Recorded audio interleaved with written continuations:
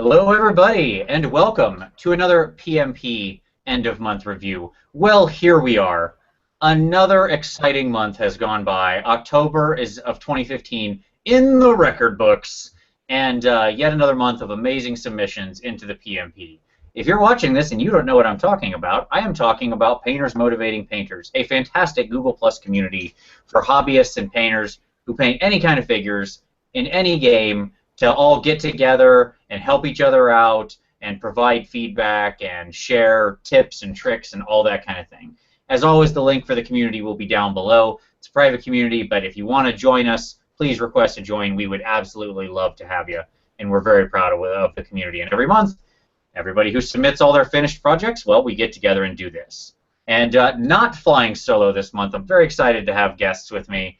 And joining me this month to help on the review are two very esteemed painters in the community, very, very excellent minds with a sharp eye. Jeff Egan and Kieran Dunleavy. Jeff, how you doing tonight, sir? Doing well, Vince. Thanks for having me. Absolutely. Kieran, how about yourself? Well, I put on my fine eye glasses so that I can examine these pieces of work, and I spent my time looking through. And October was a big month. There's a lot of healthy stuff out there. The spooks and the ghosts have all come out, and we're going to look at them all. I'm looking forward to it. Absolutely. This is going to be a big one. We had some serious submission action this month. I also find it funny that all of us are wearing glasses. I hadn't clued in on that before you said it. Maybe there's something about staring at a tiny figure all day very closely that's not the best for your eyes. But hey, whatever. Hey, okay. For some it requires many pairs of glasses to get that done. I'm lucky I'm just saddled with one pair. That's true. You got like trifocals and the headset on so you can really see it. Yeah, sure. Absolutely. All right, so gentlemen, are you ready to do some reviewing? Yeah, let's launch. Let's do it. All right. Let me lock it on me. See, I remembered right away this month. I'm getting better. Here we go. And let's share up. All right. Can you see my screen okay? Yeah. You're doing what you're supposed to. There we go. All right. Let's get right into it. Let's start with Scott R. here, who had his end-of-month submission for some Stormcast and his terrain. Here we go. He's got a lot of pictures because this was sort of everything all together. Mm-hmm. Glorious terrain, eh? Like, I know I haven't been on here for a couple of months, but it's since that stuff has become pretty prominent, and I see lots of those in the PmP and elsewhere, and it's sexy stuff. Yeah, absolutely. The portal itself, I put two of those together. They are amazingly well-built, solid models, fun to paint, just really, really well designed. I haven't painted the archway. I heard it fit together a little funny, but it's still a beautiful model. But yeah, so Jeff, what's your feedback for Scott here? Well, my initial impressions from looking at it here are, well, I like the color choices. I think the maroon and white with the gold is a strong color scheme. I'd say in looking at the structures, the portals, I think it would benefit from a little bit of washing to give a little bit more depth to the stonework. As I see it here, it looks, and actually, Vince, I don't know if it's totally locked in you. I'm looking at Kieran right now. Maybe that's just me. You two will still flip around, I think, sometimes accidentally, but no it problem. is locked. No problem. But yeah, looking at the stonework, I think it could use a little bit more depth because it looks a bit just a yellowish, tannish color. But I think it could use a little bit of a brown wash, maybe an Agrax earth shade. You could even cut it with a medium if you don't want to do too much shading. But it could be just the way I'm seeing it here. What do you think, Kieran? Well, I can see what he's tried to do is a little bit of marbling rather than define all of the different pieces of stone that go into making that work. He's kind of focused on that, and I like the moxie of trying that, because you can see he's got some brown and dark gray that's working its way through in an irregular pattern on there. So I applaud that part of it, but I think that I'm going to agree with you in part. He can do both, right? So if he went and did a wash over this thing to define all the stonework, and where one block ends and a new block begins. That would do a whole lot to sharpen this, but still to not shy away from that marbling, because there's some spots in here where that really gives a great character. Yep. I agree with all of those points. I think you're right. I think you can do both, and it's tough with these big pieces. Admittedly, you know, like these things are really big. If you don't have like an airbrush or something, these can be a real challenge with just raw brushwork, a lot of dry brushing and stuff like that. That being said, I think you could get back to this white color and still have the definition if you just hit the whole thing with a wash, grabbed your big terrain brush that GW makes, and just dry brush the heck out of it, you know, to get it back up. Like, just did some serious work on it, and then came over it with the marbling or something like that. Yep. My only other thought when it comes to these guys, again, I like the color choice. I think that I agree. I like the maroon. My only thought here is I would ask Scott, how much are you thinning your paints? Because I noticed a couple places where just the paint feels a little thick in some places where I see it on here. Just like the way that it's hitting the edge lines and the definition. This feels like thicker paint. I feel like we need to thin this out just a little bit because I feel like you're kind of losing it. Just a little bit of the details being obscured there. Like I can tell around these buttons or rivets or whatever it's supposed to be in the armor. All in all, though, I very much like the color choice, and yeah, good stuff. Okay. All right. Also, let's see something that's not grass on these bases. Standard comment when people only do grass on the bases. I'd like to see a little more on the base. Go on, take it easy. He's got 2 textures on there. He does, and that's good. Stone and grass, good stuff. I like where he's at. He's very GW. That's like a GW standard base, right? Nothing wrong with that. If that's the aesthetic you like, Scott, go for it. Then you've nailed it. But I myself, complete personal taste, I like a heavy base action. All right. So Matt McGrew, with his Malifaux crew. There we go. We've got our Terror Tots and our Teddy and our Cherub. Yeah, I've been my hobby's been more Malifaux than anything else over the last few months, so I can appreciate the work on this. He's been real creative and playful with the Teddy. Gone to a teal and purple colors in there. Yep. A little bit with his Terror Tots. Isn't that the angriest Care Bear you've ever seen? I do love Teddy as a model. He's so solid too. Like it's one of Malifaux's best models, just because he's heavy and well built and not hard to put together. He has no little fiddly bits to lose in the carpet like these Terror Tots do with their little bony protrusions and such. But yeah. So looking at this, I've got a quick question. These guys all go together as a Malifaux crew, right? Yes. Yes, these 4 actually are part of like the out-of-the-box crew, and then he's like a standalone add-on. But he does join this group. Like he's fine with it. Okay. My thought, looking at what did you call them, Terror Tots? I don't know the Malifaux range as well as you guys do. Okay. Yeah, I wonder why not. First of all, technically, I like what I'm seeing here across the entire set of models, but why not take a little bit of that turquoise color and add it in as an accent to those little cherubs or evil cherubs or whatever we're calling them? Evil babies. Evil pot-bellied babies. Yeah.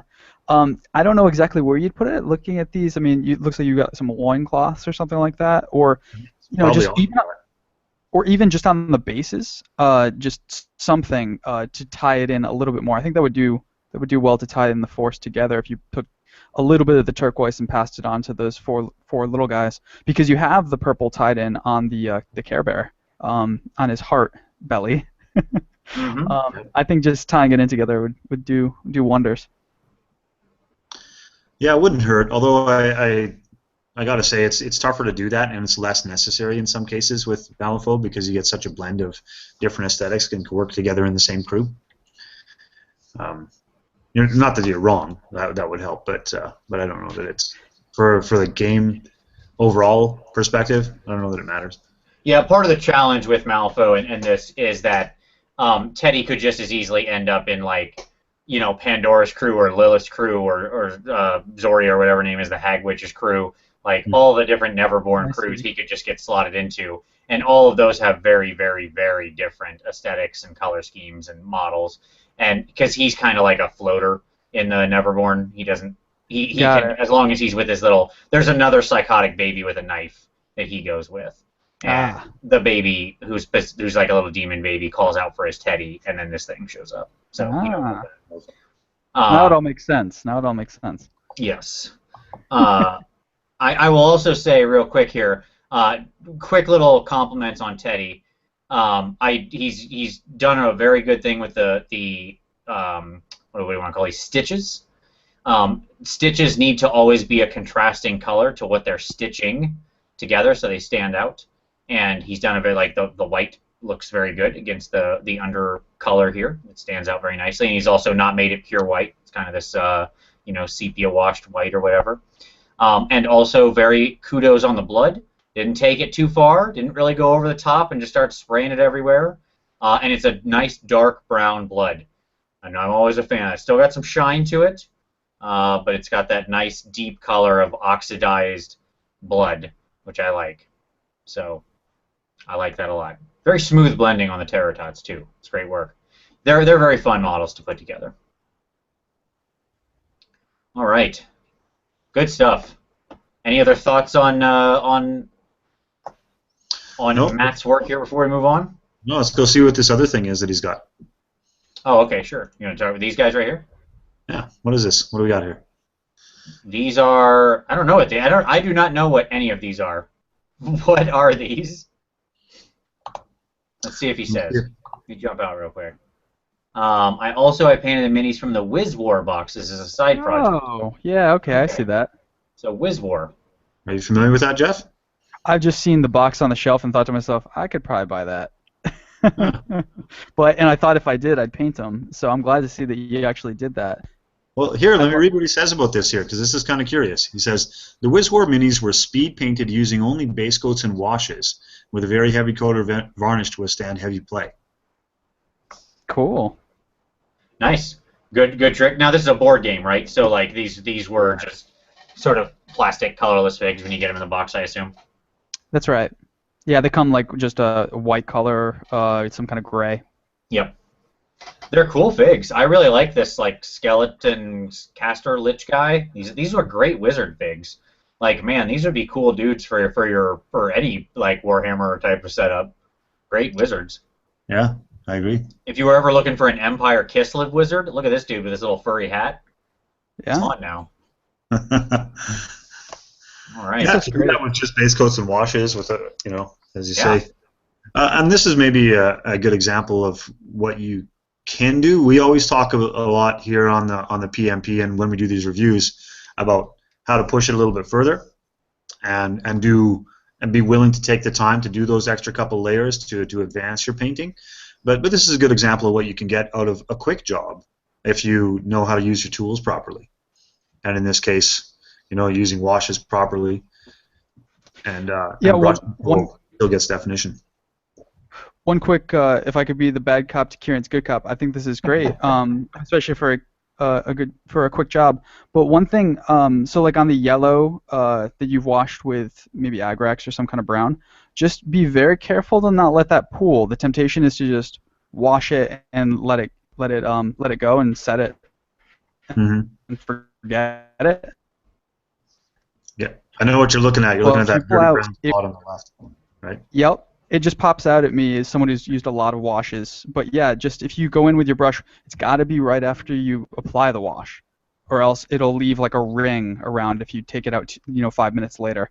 But as you wash it, sometimes you look at a model and you wash it and it looks fine, and then you put it down, but you got to look back at it a minute later and see if it's starting to pool. But again, that's just really minor. Overall, these look really great. Yeah, great speed painting work. Absolutely. And speed painting can be fun to challenge yourself like that, especially with minis like this, a board game. Hey, now he has his own personalized copy of that. It's great stuff. Awesome. All right, moving on. This is going to be the only one of mine we look at, and that's only because it's one of my favorite figs I've ever done. So there you go. So this is my Ruin Leoncoeur, or whatever, my conversion of that, because I wanted a Bretonnian lord on a Pegasus, on a Hippogriff. And so I converted him up. And this is obviously the Lord on Dracoth out of the Age of Sigmar, but then, we got rid of all the hammers, we put on some big wings, and put on a nice bird head and called him, changed him around some, gave him a nice lance, Bretonnian head. Always with the crown head. You gotta watch out. Those are the high value Bretonnian heads, the ones with the crowns. Those are the ones that cost extra on the bit sites. Absolutely, yeah, because there's not that many with the like only the unicorn or horsey rather I should say comes with the crown on him. Mm-hmm. Well, that's a good looking model, man. You did a good enough joining of the wings on a model that's not supposed to have wings, for one thing. So I'll give you a thumbs up for the conversion work. Yeah, and your freehand's getting better and better. Watching it develop over even the past few months. I know you paint 7 minis a day, so it's probably where you get your practice in. But to my 3 a month. But yeah, freehand's looking great, and I talked about this last time. I think I was on the PmP. You give a good example here of what you can do with basing, where you have a variety of materials, but it doesn't look too busy. I mean, that's just the right spot, I think, in terms of accent colors on your base. I like it a lot. Yeah, the little bit of red, even though it's contrasting and doesn't exist anywhere else, I liked it just because it was a complete offset color. And this guy's so bright up here that I wasn't worried about the pink flowers drawing the eye, right? Like, because that's always the concern. This dude does not have a problem with brightness, that's for sure. Yeah. No, All right, there we go. Enough of that. Okay, so there we go. There's that guy. I'm very happy with him. Yay. All right. So fun conversion time. Now let's go to other people's stuff. Okay. Unless any of you had any criticisms, in which case I did not. That was not me trying to cut you off or anything. By all means, I welcome them. that's okay. We can move through. Okay. No, I didn't see anything. All right. So Skeleton, this is his brutal effigy, who is adorable, and yeah, there we go. Love it. Love it.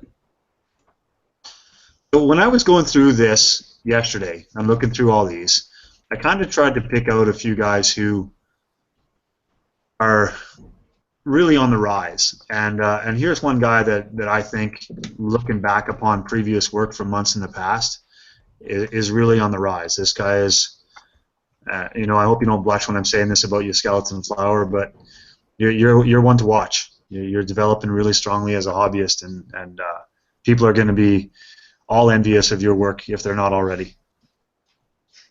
I completely agree. And what I love is Skeleton isn't afraid to work in these like super bright colors, right? He's always using these bright reds and yellows and greens, and he has. I mentioned it before. He has a cartoonish style, and I don't mean that in a bad way. I mean that in the most positive way possible. That is to say, extreme contrast, right? Yep. He's got very, very dark low tones and very, very bright high tones. Like this is running almost from deep brown to white in places, right, over the red. And I think it's great because it really makes the mini stand out. Yeah, I think if I was going to give one small critique, it would just be, I think, with this dark brown up here, where I think this was probably achieved through a wash, you may want to hit this, like, in these recesses. You may want to just hit that with, like, a very slight red glaze just to smooth it out a little bit. It has just, like, this slight chalkiness to it. That is a very small critique on a really, really great fig. But there you go. That's my one small thing that I'm contractually bound to do. Yeah, this is Vince. This is just the style that I like. I love cartoony stuff. It's what me and a lot of the guys in my game club paint. We're all about. A couple of us hate it, but I love it. Could you switch back to that photo with the basket on the back? Yeah, or absolutely. the wood grain? Yep. Yeah, I love this stuff. Kieran, it actually reminds me of your Malifaux warband that I saw. The Gremlins, is it? Oh, yeah. You did some. Yeah. You did Yeah, some the really last nice thing I wood grain on painted. that. Was that the last thing? Oh, okay. So the last thing I I'm ever glad I picked. got to see it. Got it. Well, here I think this looks really, really good. Minor nitpicky stuff. If you're going to do that wood grain color, you might want to do a rope that contrasts a little bit more because it kind of blends in. Maybe it's the photo, but one thing, if you're going to do a model like this that's red that you highlight up to that orangish white, which is cool, you should try doing a greenish brown wood grain sometime. That might be something to really challenge yourself with. It looks really cool when it's done right, and that would complement the red really nicely, I think. But that's just a little above and beyond if you want to push it further when you think about composition for colors on your models going forward. Try wood grain that's green. Yep.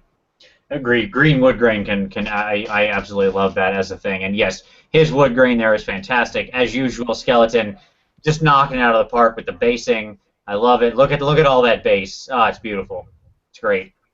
He's got some moss, some grass, some flowers, some rock, all on a tiny little dude the size of his thumb. You can't go wrong with that. Yep. Really cool. All right. Great stuff, Skeleton, as always. Okay. Mr. Lee Mechshop with the second member of his Mordheim warband. I'm always happy to see that. All right. And here we go with a nice, big, gross Blight King. Yeah. Jeff, you want to open this one up? Yeah, you know I love Nurgle. Yeah. Looking great, man. I really like the yellowish green hues that you worked in for the Nurgle-y glowing stuff. I've been doing a similar color. Mine's more scorpion green, which is my huckleberry, but I like the yellowish color. Looking at the bone, it looks like you've gone up straight to white, which is fine, but I would do that closer to the tip, so you see a little bit more contrast of the bone going from that dark brown to that white. Again, it's another situation where it could be the photo, but I like what you've done. I would just probably give a couple of more colors in there to show the gradient from the dark brown to the bone color. But otherwise, looking good. I like the bronzish metals. It looks good with green. Looking good. I think what I like the best about this model is the exhibition of metals. So he's gone on the sword blade or spear blade or whatever the heck that is, and he has one shot there, Vince, if you take ahead one of that blade. Oh, maybe two. There it is. That's the better shot of it. So not too difficult to do this, but you appreciate the fact that he's trying to exhibit how this is old metal, and this guy's really been working the edge, and only the edge. So that's a good technique. And I also will reiterate what Jeff had said about the bronze. The bronze is really well controlled, actually. And if we get a shot of the shield from a couple of snapshots back, you can see that he's done light gradient on the upper side and left it dark down below just by brush control. So that's the things that I take away from this model. Absolutely. It looks great, and we need to stop looking at it because Nurgle grosses me out. Extremely well done. All right. All right. I'm bothered to the core of my being, and that is a sign of how well you did. There you go. Okay.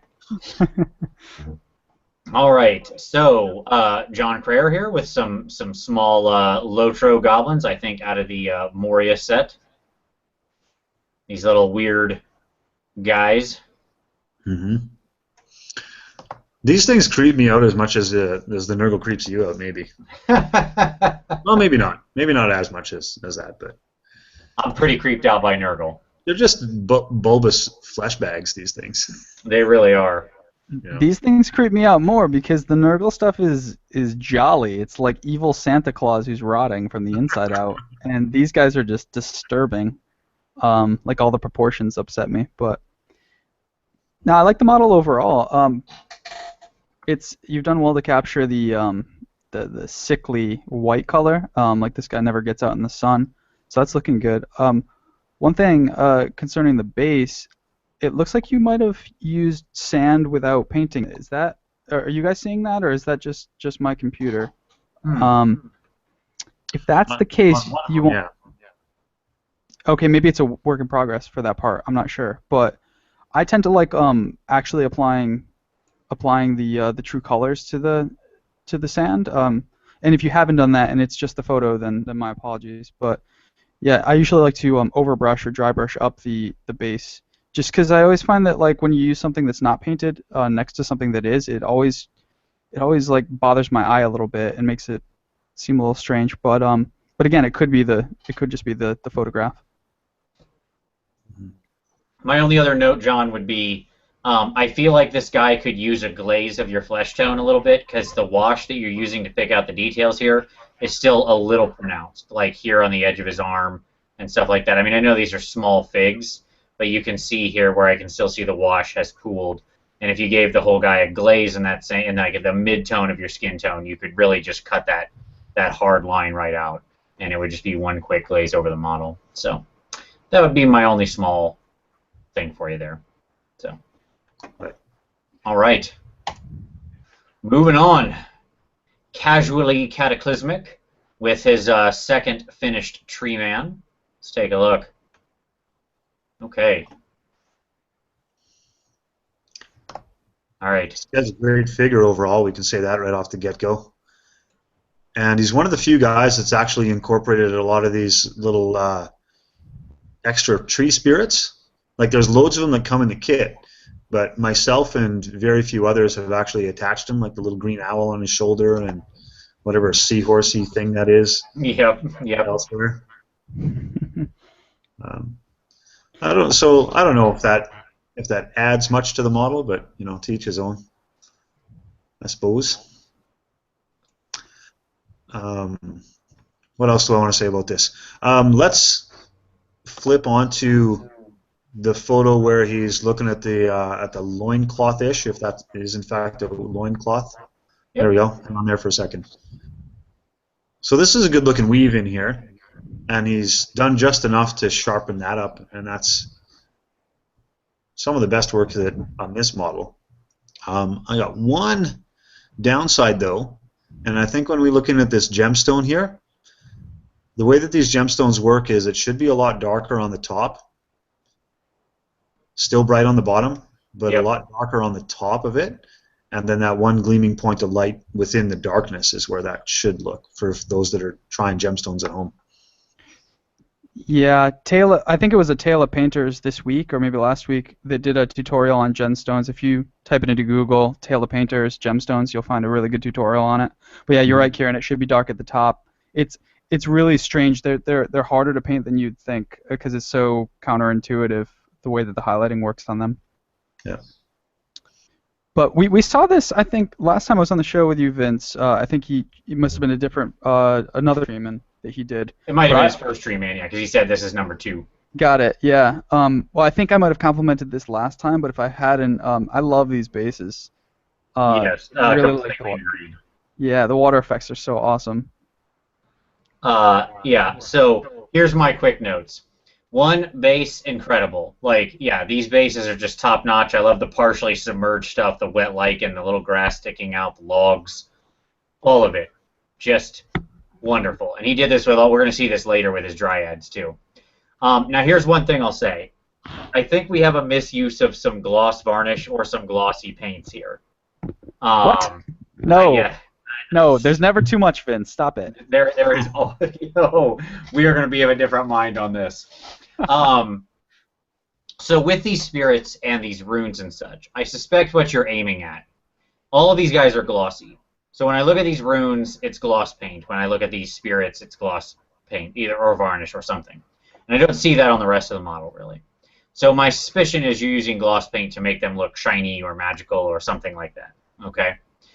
And the problem with that is that it just doesn't look right, because gloss varnish makes a thing look like glass. I mean, that's what it does. It makes it look shiny and reflective. And the problem is that this thing is still only this size. It's still only this teeny tiny.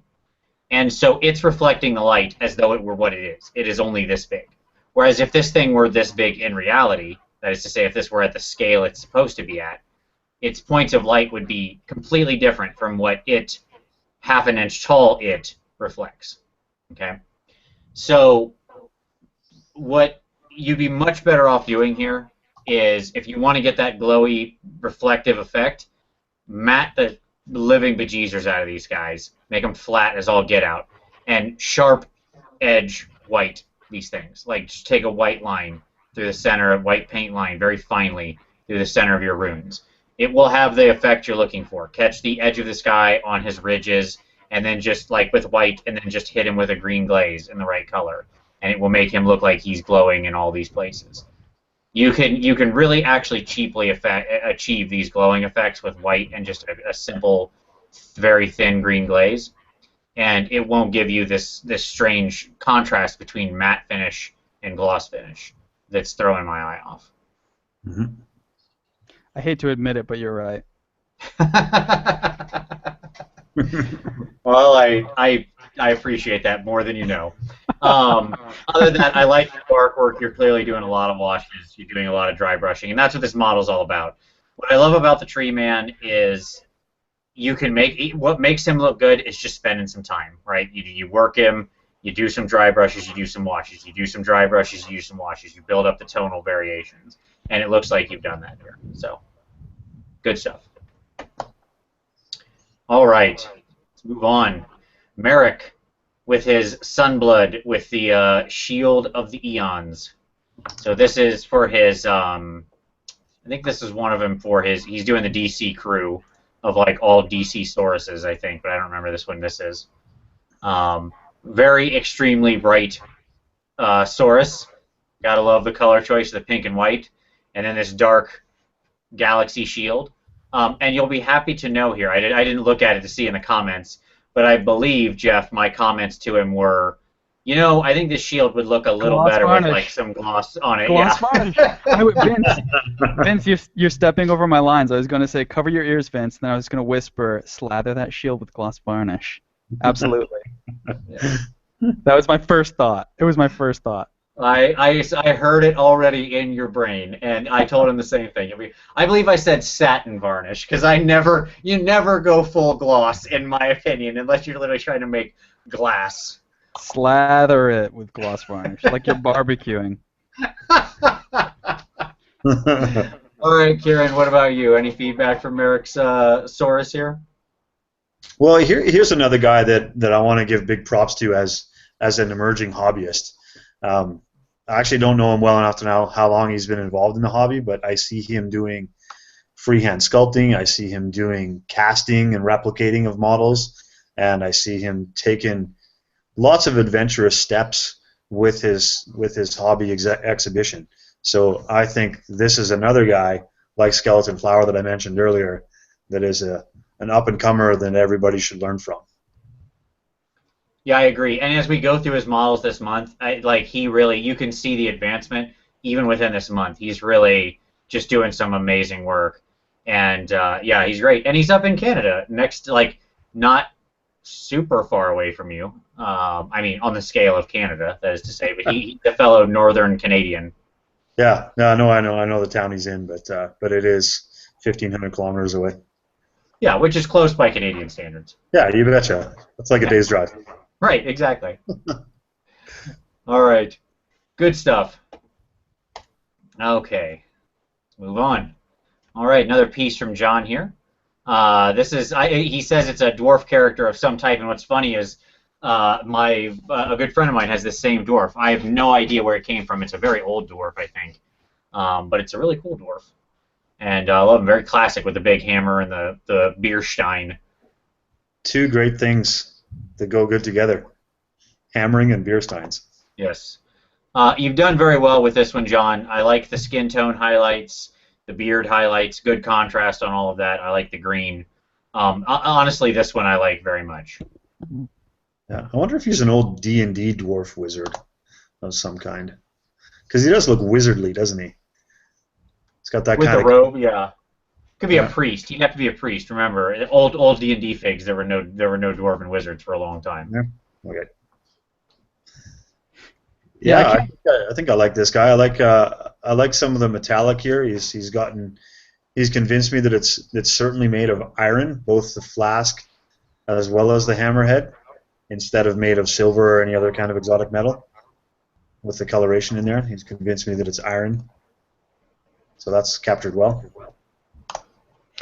Yeah, I like what I'm seeing, and I can't identify the model either, which is strange because I know a lot of models. I've got kind of a problem, so I don't think it's Citadel. I'm positive, pretty positive. But anyhow, one recommendation I'd make is I'd like to see a little bit more definition to the yellow. It looks like you've washed it under the left-hand sleeve.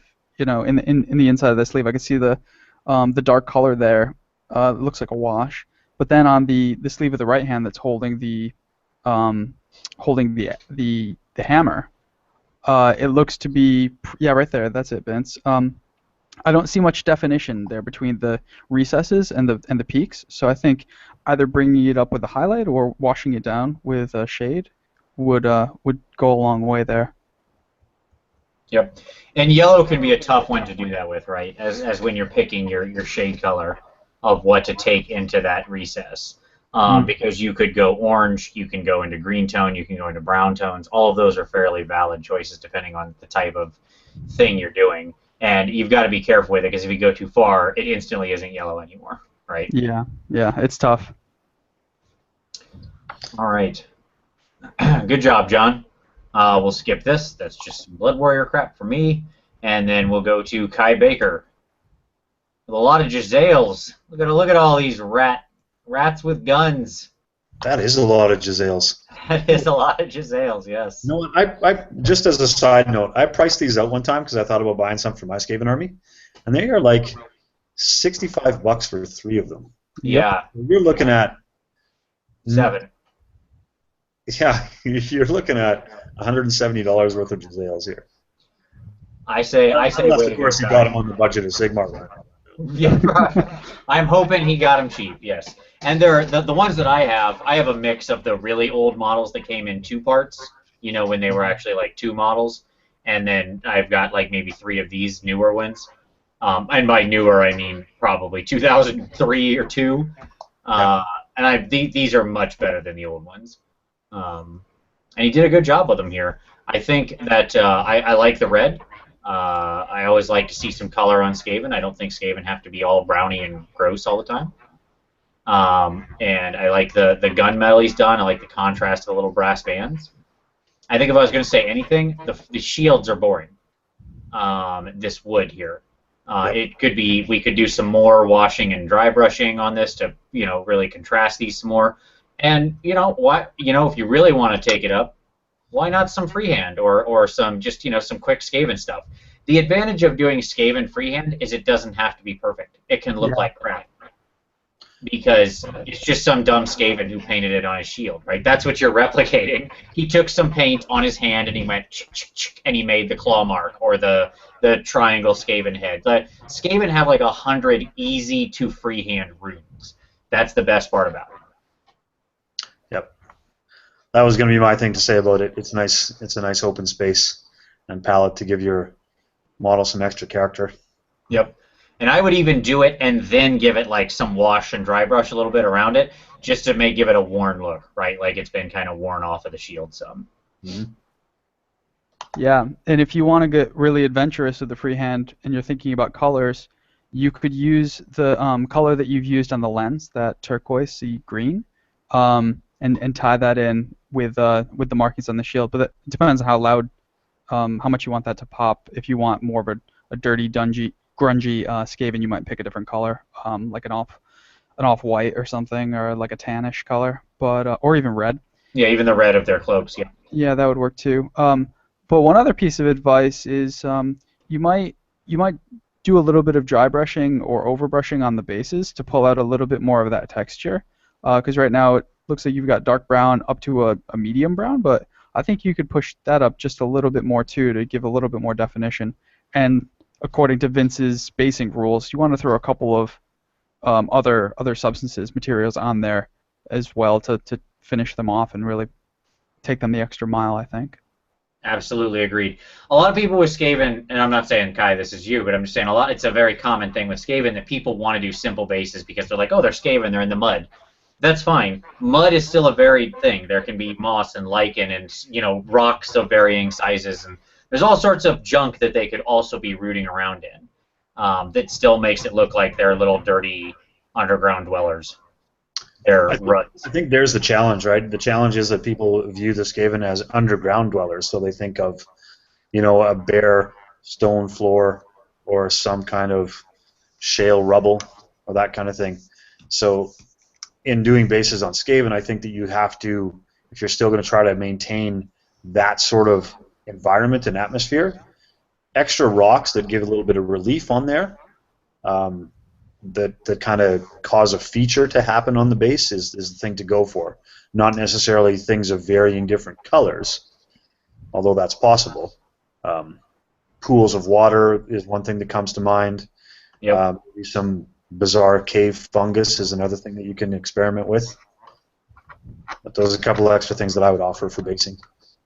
Yeah, or Woodland Scenics has I can't remember the exact wording for it, but it's like a little spongy material that comes in a lot of different browns, and that could go for that kind of moss look that you guys were just talking about. I'm sure could. All right. Totally agreed. All right. Go on. Moving on. Okay, so Mr. Lee with his Orc Kill a Can. Let's check him out. Oh yeah, that's fun times. Absolutely. Look at this guy. That guy's a high-ranking goblin to get that job, I think. Yeah, yes, Orc Kill a Can with a goblin inside. I do love it. Yeah. That's that grot has really found his way up in the world. Either that, or he's the best thief amongst his clan. Also possible. He's done a lot of weathering work on the steel and stuff, and on the paint. A lot of chipping and rust and all these sorts of things. That's good. I think this is supposed to be. I would guess this is supposed to be like oil slick or oily, dirty water or something down here in the sand. That is to say, on the base. I'm trying to figure out. I think that's maybe what he's aiming for here. I feel like this could be built up just a little more, but I do love this. Like this, your base could be built up a little more contrast on the sand and rubble, a little bit build up. If this is supposed to be a water feature, take it either up a little higher, or make sure you got it nice and clean here, or whatever you're doing there. That being said, I love that some of the dirt and mud is sticking to his foot. I love the rust effect here in the crevices, and this right here on this front plate. Oh, this is beautiful goblin and orc work right here.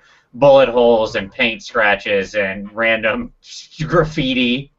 Yeah, this is fantastic work. Oh, Kieran, you're muted there, buddy. Yeah, a good point of mastery here is that he has done a real sharp job of that checker pattern, and then immediately afterwards smudged it. Yes. So bravo on that. That's an extra layer of work that requires a good bit of control to make that come out as you need it to. Yeah, I think we're all harping on the best part of this model. It's the freehand. Really separates it from what one might expect. I love it. I mean, you got the checks. Where the dag's at, though. I mean, come on, that's the other half. That's two different plans, Jeff, isn't it? No, is it? No, they all love checks and dag. Maybe, I don't know. I can't remember. But I love the "Here We Go." That's great. Good freehand, and it looks like a goblin scrawled it on there. Excuse me, a grot scrawled it on there.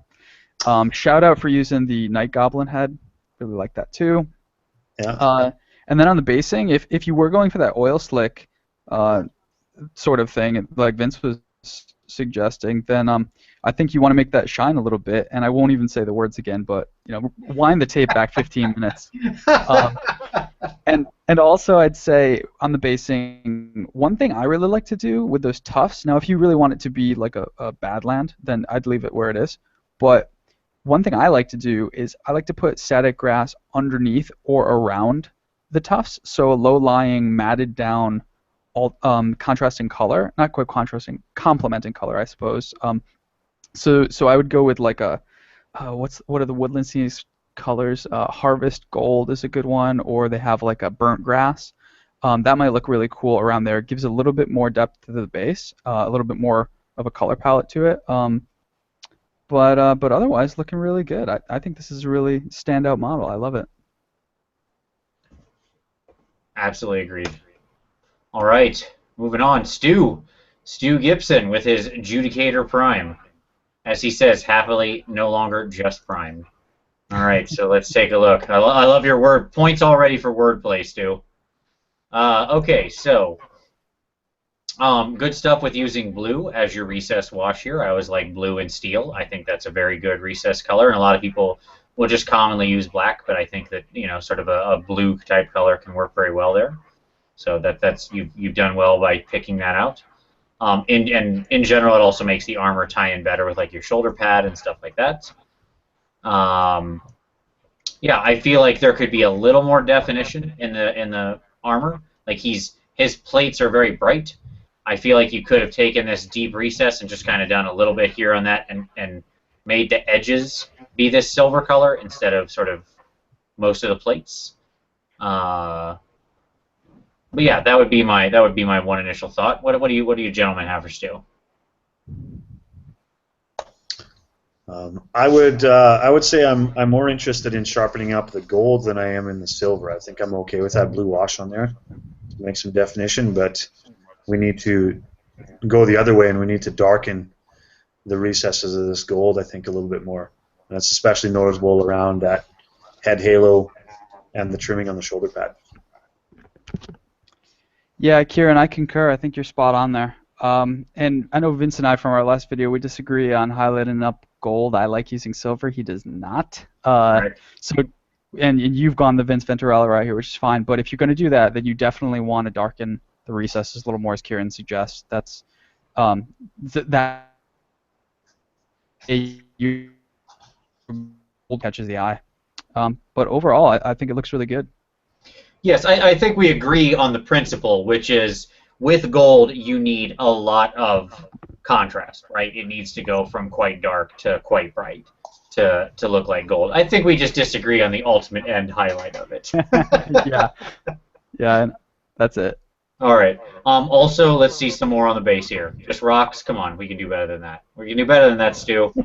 I feel like on that base. I feel like we're becoming the basing Nazis. I am a basing Nazi. I'll proudly say it. Well, and here's absolutely true. Here's the thing to everyone out there. And by the way, I hope that you guys are all taking these critiques in stride. I'm just trying to tell you what I think could make these models even better. But you guys have done a great job overall so far. But yeah, it's a thing where if you're going to spend all that time on getting the highlights just right and the color selection, basing is like that one last thing. It's the frame. Yep. Yeah, and it's usually quick too. A couple extra things on the base. I mean, you probably spent hours doing colors, and we're talking about 3 minutes for the base pieces. So yeah. I mean, there's just no reason to stop. It's like running a whole race, getting 10 feet away from the finish line, and just going, yeah, I pretty much finished, and then just turning right and walking away. Sure. All right. So more of the creepy goblins. This is a brighter picture of it, at least, so we can see a bit Yes. better about what he's done on these goblins. Oh, and you know what? It looks like the basing. Yeah, and it looks like the basing is more than I thought it was before. To keep on that theme, I can see the contrast a lot more with this picture. Yeah. You know what I couldn't see in the last one is the fact that he painted a different color of hair on these guys. Yeah, much better picture here, John. This is way better. And I like the yellowish, very tan clothes and hair and stuff. That's good. I think the same thing, Stan. But this much better picture, and they look a lot more creepy and solid in this light. So yeah, way to go. Okay. Right on. All right, moving on. So here's our killer croc from Merrick, and this is one of my more favorites that he did this month, just because. Whoa. And I'm sure that Jeff, you're a fan of this, given the crazy bright green tones. I know you're a green man, but I love the pose on this guy, the way he's holding this ridiculous sword. Like this is really coming together here. Fantastic contrast. But yet a lot of tie together. Like even his gold is green. Yes. Right. Like the tarnish on that gold makes it look very ancient. So I'm a fan of that. That's for sure. Yeah, and you've done something that I really like. You washed or added color to at least the stonework. For example, we started with the comment on the marbling on the Age of Sigmar terrain piece. Here's a good example of adding more depth to the stone. And here you're going for something very different from the marbling technique, obviously. But here's an example of someone who's adding a little bit of color and weathering to it that makes it look, I think, really realistic. It looks like he's down in some sort of swampy, mossy area, which is perfect for a lizard model like this. Yep. My That was- one small note to you, Merrick, is what's up with this part of the slot of base showing down here that's just base? I know for a fact, Merrick, I know for a fact that you have like 30 pounds of putty. You're telling me you couldn't break off like 1/10 of an ounce and fill in this slot of base first before you stuck this nice terrain piece on top? Come on, buddy. Well, to be fair, he didn't do the basing on his other model yet either. Oh, that could be. It could be that he was just waiting, or maybe this is just the holding base for this, and this big stone piece is going to go on something else. If that's the case, ignore what I just said. But yeah, Okay. I do love this model, and man, I love the yellow green he took it up to. Right, it's so bright. So yeah, just fantastic. All right, any other thoughts on this before we move on? Nope, we can move on. Okay. Looking good. All right, John with Radagast the Brown.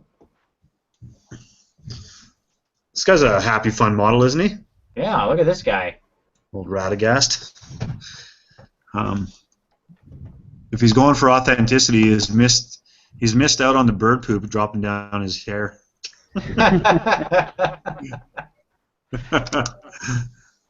Now, is that all freehand on the cloak? No, I think the cloak has this texture built into it. Got it. Okay, I was gonna say, that would have been really, really, really amazing if you had freehanded all that. Yeah, it takes a little bit of subtlety of brushing to just make that come out, though. So. Yeah, exactly. I mean, if you've achieved a really good effect here. Mm-hmm. Yeah, I like this model a great deal. We're not obviously a big change from what we just looked at of bright colors. The point of Radagast the Brown is to remain brown and not be flashy. Aside from some green boots, he's pretty brown. He does have some bright green boots.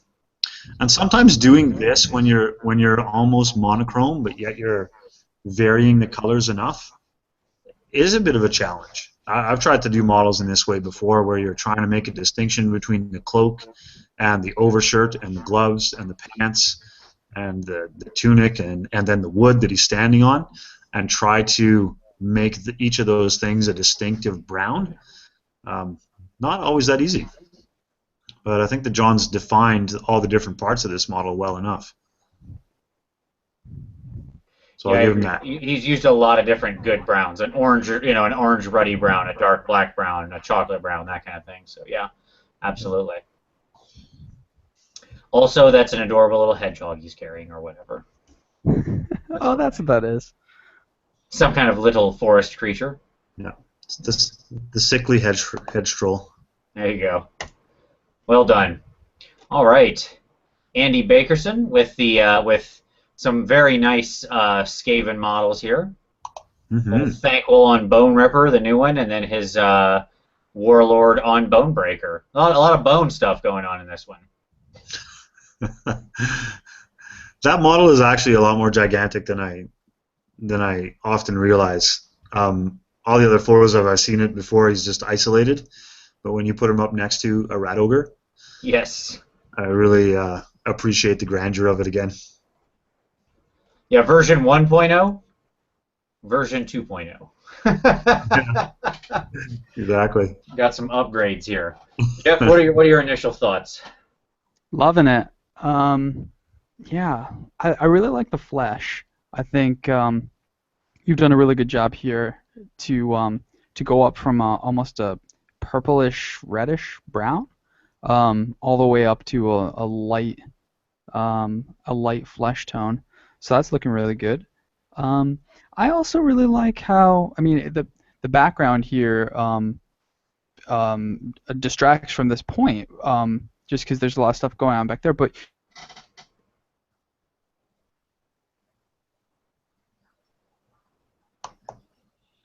Well, Nope, I think Jeff is hung on his words. Indeed. Now we'll never know. He was going to make a momentous point, I'm sure. Well, hopefully he'll be back in just a second, and he'll catch up or whatnot and make the point. I Uh, like the reds. I like the dirtying effect around the edge of the red. I like the tubes and the greens. Very good work on Warp Flame going from yellow green to white green. Eye glow, his warp stone. I guess my only one note would be I would like his warp stone horns to be the same color as the warp you have here. So I would prefer these to be in the yellow tone of this. It's a very minor nit, I'm sure. The only other thing I would say is I can see some like still chalkiness in this flesh. I think what you would do well with here is, and the same thing I said before, but it's often true. When you do a lot of big open flesh like this, get that mid-tone flesh you're using, get it down to a real thin glaze, and just go over this once. You'll get rid of this chalky texture you can see in here, right? And you'll just smooth the whole thing out.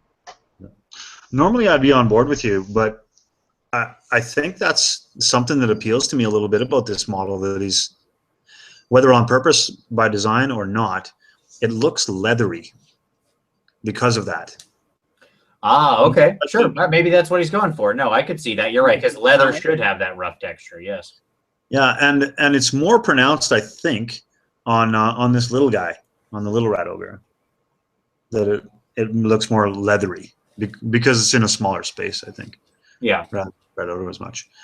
But I kind of like it. I appreciate that. It's not how we'd normally talk about doing flesh because we want it to be smooth and we don't want it to look chalky, as you said. But in this case, I think it's model appropriate. All right. I can dig that as a take on it. That could be. I will say I also really love the metal work he's done here. Like none of this just looks like flat silver or gold or anything like that. He's used lots of different, brown tones and bronzes and copper type thing all mixed in here. There's a lot of different tonal variation in the metal, and I really like that. Makes it look very, very, very worn in, which is great for these Skaven models. All right. Well, I should say, as Jeff tries to rejoin us here, we're on October 6th now. Yeah. Part of our review times. Oh boy.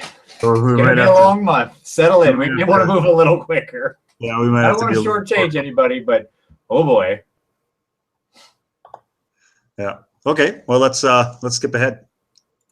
All right, Jeff, you back? No, I think he's still a ghost.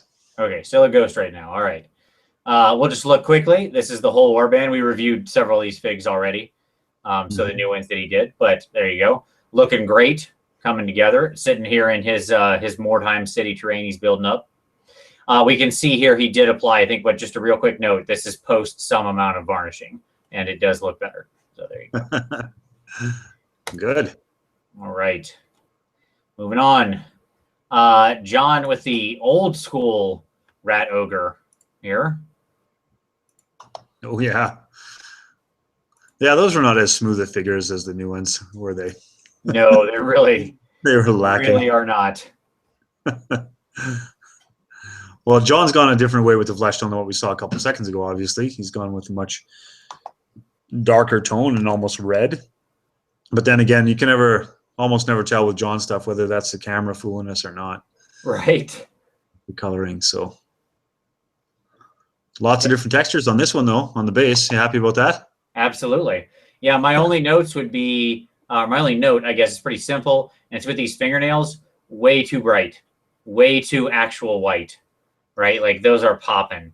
And I would, those should be washed down, maybe just a touch of that white at the tips. Yeah. Other than that, I can't look away from those fingernails when I look at the model. That's all I can see. Okay, but I like him. He did a good job for a nice old school, admittedly somewhat goofy proportioned fig. Okay. K-Man Awesome with his Rasputina crew. I love this new crew, the re-released Rasputina. Yeah. I have the old the old Rasputina crew, like the old metal where the ice golem was much skinnier and the ice tots were not near as impressive. Mm-hmm. And he's done a really good job here with the colors, with the blues and the grays. I really like this total crew. The little snow ninjas. I don't know what they're called because I don't actually run this crew, but I run against it. I think he's stayed true to the colors that you'd expect out of these things. But I do think I want him to go whiter on his ice. So he's got the smaller little dudes, little elementals are called ice gammon, and then of course the big ice golem. It's got to get to white at some point. I think even if it's on the sharp edging, we need to see more of that. I think more white, more highlight. Agreed. That's what I'd say. Yes, I'm with that. It's funny because ice is really all about contrast, and I feel as though I just happened to come off of a large experiment with painting ice, and yeah, it really is all about like hyper contrast, right? Yep. Getting up to that pure white, but not overdoing it. It's a tricky prospect for sure, but good looking crew, Good. and good snow on the vases too. Very nice. All right. What else we got? Well done. Andy Bagerson with his Demon Prince of Nurgle conversion, and this guy is just fantastic. I hate Nurgle, but as is well established, but this is just a great job of a conversion and a fig. This guy is gross and colorful and wonderful. Super heavy oxidized bronze, the very bright greens going to the purple, and all of that. Like just wonderful use of these colors. Purple and green, obviously great colors together. Yeah, what are your thoughts on this guy? Don't you kind of feel, first of all, that this is supposed to be a Zinchi representation rather than a Nurgly one? Because of the color scheme or the tentacle, or yeah. Well, Nurgle's been honing in on the tentacle space too lately, with like Gutrock's fume. Yeah, and the Blight Kings too. Yeah, exactly. No, I do like the softness of his blend here. Like if you look at the tentacle from root to tip, that's handled very well, and equally well is this transition from purple to green on the axe head. I think that's quite craftily done as well. Jeff, what do you got for us? Yeah. Well, and he's also got some oxidization on the metals, so a little bit of bluish, which looks cool with the bronze or copper color there. And I'm struggling to see exactly what's happening with there's like the conversions. Well, obviously the whole model is converted, but it looks like he has like a bunch of plague bearer heads. Is that just all a mutated like being coming out of him, or is it like a trophy rack? What do you guys see there next to the big purple tentacle? Yeah, you're talking about this right here with like the Nurgle plague bearer wrapped around. I'm not sure. Yeah, is it all just kind of glowing? Andy, we need some more pictures, man. We need some more angles on this guy. One picture is not enough. That's what we're telling you. I think yes, that these are like weird alien Nurgle plague bearer heads wrapped around, coming out of tentacles, which is wonderfully weird and gross. But I can't be sure with only this one angle. We don't have any other pictures in this one. Yeah, I'm almost trying to tell if that one guy that's like directly above the shoulder if that's just a floating head or if there's actually a body attached to that and he's perched there. That's why we need more angles. Yeah, it's hard to tell us. It's an intriguing model. Yeah. That way. Yep, I think my two final notes would be the following. Skin is a little chalky here around this when you did your highlights. The highlights on the skin look dry brushed, and I feel like this could have done with some layering in here to smooth this out. I'm not sure why you would want that effect on here, unless it's what you're going for, but it makes him look almost like stone, which the rest of him is very organic. And, like he's very, like Nurgle does well with heavily organic models, right? Because it's all disease and muck and life and crap. So I would say that. And then my other note to compliment Sandwich You is, look at that base. Look at it. Look at how much great stuff there is down here. Grasses and tufts and rocks and stuff. Well done. All right. Hey, let's see what else we got. Okay. Picking through. Moving on up. Probably only got 75 left to go. Yeah, something like that. All right, Victor with his Liberators. It's so minty. I like it. I think I'm gonna give him the boldest of the bold choice for the color scheme here of his minty armor. I think a lesser painter than Victor, this would have turned out poorly, but fresh off the run of doing lots of Harlequins, obviously he had practiced his skill at making this color tone, and he sharpened it out. He did good. Yeah, I think these models are a good example of keeping a coherent color scheme. He went with a pastel color selection across the entire model, with the exception of the metals, which I think works. If you had, added to the purple and let's call it spearmint with something blue or a flat red, I think it really would have taken away from the model. But you carried it out throughout the entirety of the model, and I think that really works well. Yep. And it's funny because this is actually, I think what he's using here is the Gauss Rifle Green, which is a really interesting color that's spearmint. And it's actually an edge color. So GW released this new line of edge colors, and they're all these bright pastel colors like this. Obviously meant for, edging darker versions of themselves, but he's actually taken it and I think made it the base. And I think it looks great. I am not a fan of Citadel paints, but I love those bright pastels they released, and there's not a lot of companies out there doing the exact shades that the edge colors are in. So, yeah. Okay. Yeah, I love it. I mean, Victor, as always. And awesome bases. Yeah, absolutely. Great bases, good eye glowing effect, great color palette choice, good green blends on the shields. I mean, Victor, we could go on for a while. You're the man. I don't think you need us to tell you. It's amazing work. Okay. He's one of the other guys in this PmP that people need to pay lots of attention to.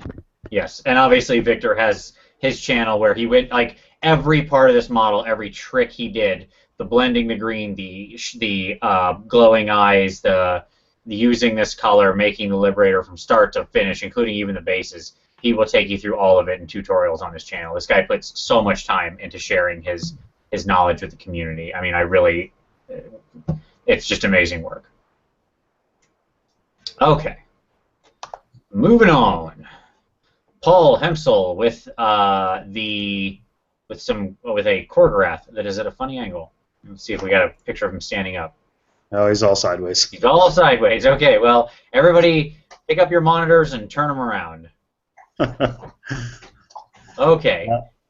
So here's what I'll say. If you were attempting to bring out the GIMP, then you have succeeded. I don't want to judge what your intentions were. If your intention was to make this guy look like he's wearing a latex bodysuit, you have succeeded at that. Yep. You've done great work on the bone. It has some nice contrast. Red looks good. We could do a little more maybe shading of the red, but it's good, bright red. I think my note here is the black is a strange choice over the body, because black doesn't really highlight well unless you're doing there's very particular tricks to it, but it's tough to work in all black. And on top of that, you went hyper glossy black. Like, this is gloss at a level that even my compatriot here might not take it to, and it really just looks like shiny black latex. So again, if that's your intention, you have knocked that out of the park. If you were going for flesh, it does not look like that.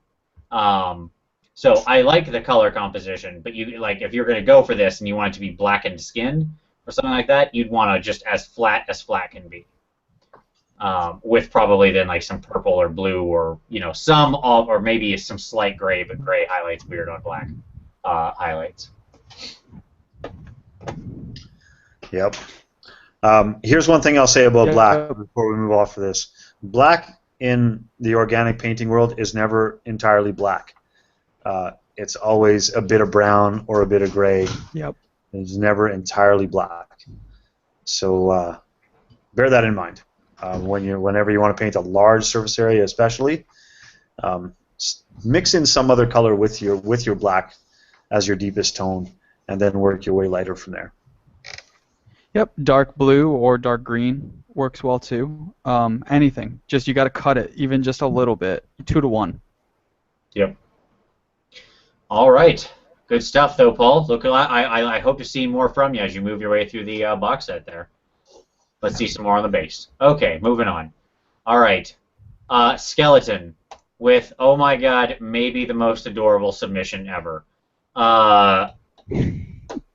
Skeleton, I have no notes on this. I don't know what you would do to improve this. These two kissing frogs are maybe the most adorable thing that's ever been submitted. I believe in the comments I said that the zombie chicken or whatever from some time back finally had some competition.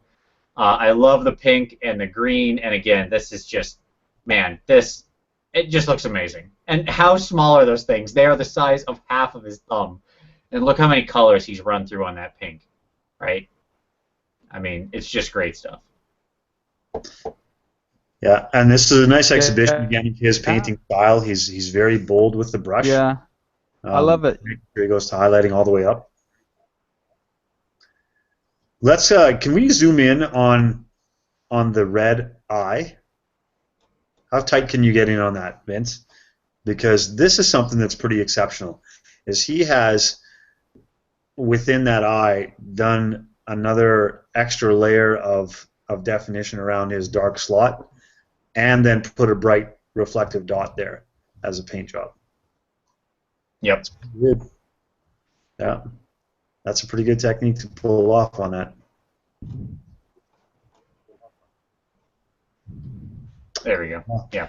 Yeah, and I really like paint style. I'm someone who applies those sketchy lines to my forward effect earlier, and not in the pejorative sense. But yeah, it's a totally valid way to highlight. I love it. Oh, absolutely. And yeah, this isn't, clearly he's made a artistic choice here with doing that, right? To force these color contrasts. And yeah, on these tiny models, especially when you consider how zoomed in we are on this right now, right? When you back out at all to looking at this on the table, it's just going to look, these guys are going to look great. Holy crap. I love these frogs. I don't even know what to say, Skeleton. Amazing. Just amazing. I love adorable things like this, and it just kills me. All right, great stuff. Okay. So, John with some more dwarves. The old school dwarf lord on shield bearers, happily drinking and slaying their way across the old world. I acquired this model about 2 months ago, and I haven't done anything with him yet, just because I think it's an iconic model of Games Workshop and one of the best, most flavorful things that they've ever done. Because it's the heroes of the White Dwarf being toted around by the famous Gotrek as well as Bugman. Yep. So it's a wonderful model in all respects. Jeff, any thoughts? Nope. Yeah, I was going to say this is not a conversion, Kieran? No. That was a limited edition model that they made as one of the White Dwarf offerings. Awesome. Yeah, you know how they used to do that as a... Well, I don't know if they do it anymore, but they used to do a White Dwarf subscription reward for folks every year, so they do a different iteration of the White Dwarf, and this was one of those. 25th anniversary, maybe? Is my guess. Yeah, that's right. Awesome. Yeah, great model. John, your picture leaves a little to be desired here, buddy. We're back to bad lighting. Come on now. Right. But good standing on the rock. He did a good job with the colors of the... I do like very much his Slayer beard color. It's very bright, but not just raw orange. He's got some different tonal variations in there, so that's good stuff. That's good work with that. Okay. Moving on. More Lotro goblins. John, I'm not looking at him again. We've seen him. We've said all we're going to say on him, but I'm very glad to see you're still moving through them. So that's good. All right. Angry Redbeard with his retro goblin shaman, who seems to be trick-or-treating. Yeah, very appropriate for this month. It's just passed. Absolutely.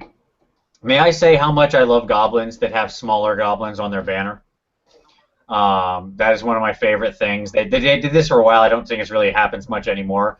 But I love goblins with sticks that have smaller creatures on them, like other goblins, or like this guy, a little skeletal goblin or something. I think that's hilarious to me. Yeah, that Battle for Skull Pass box had a lot of good flavor in it. Little squigs, squig pets, and things like that. It was really good. Yeah. I don't think that's where this one was from, but just saying.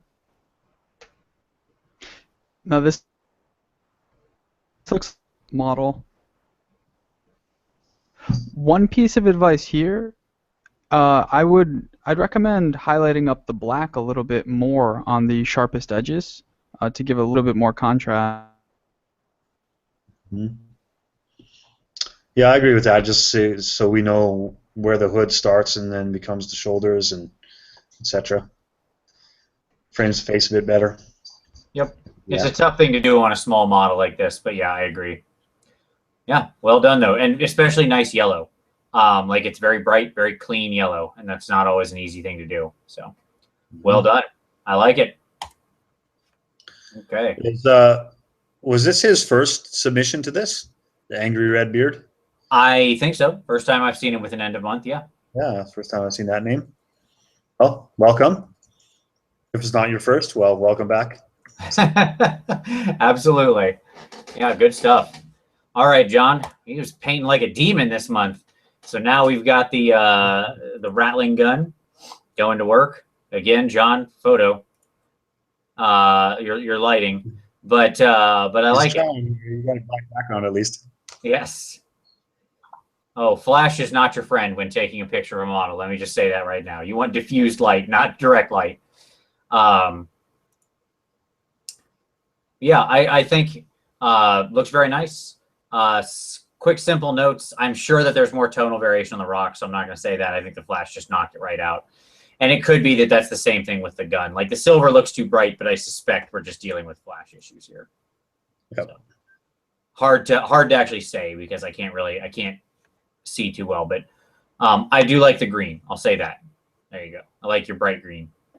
Mm-hmm. All right. We got to get John some solid lighting. All right. So Mickey Jenver, who I believe joined this month, and I think this was her Nurgle Chaos Lord model that she put together. And have you seen this?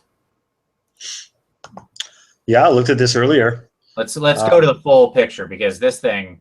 This is a pretty spectacular showpiece. This is for real. Yeah.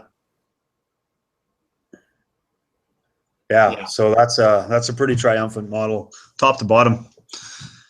I think we can spend a long time lavish if we need to, and maybe we do need to, because we have all this striation that she's put into the tusks to give that some real strong definition and show you how it's a segmented tusk.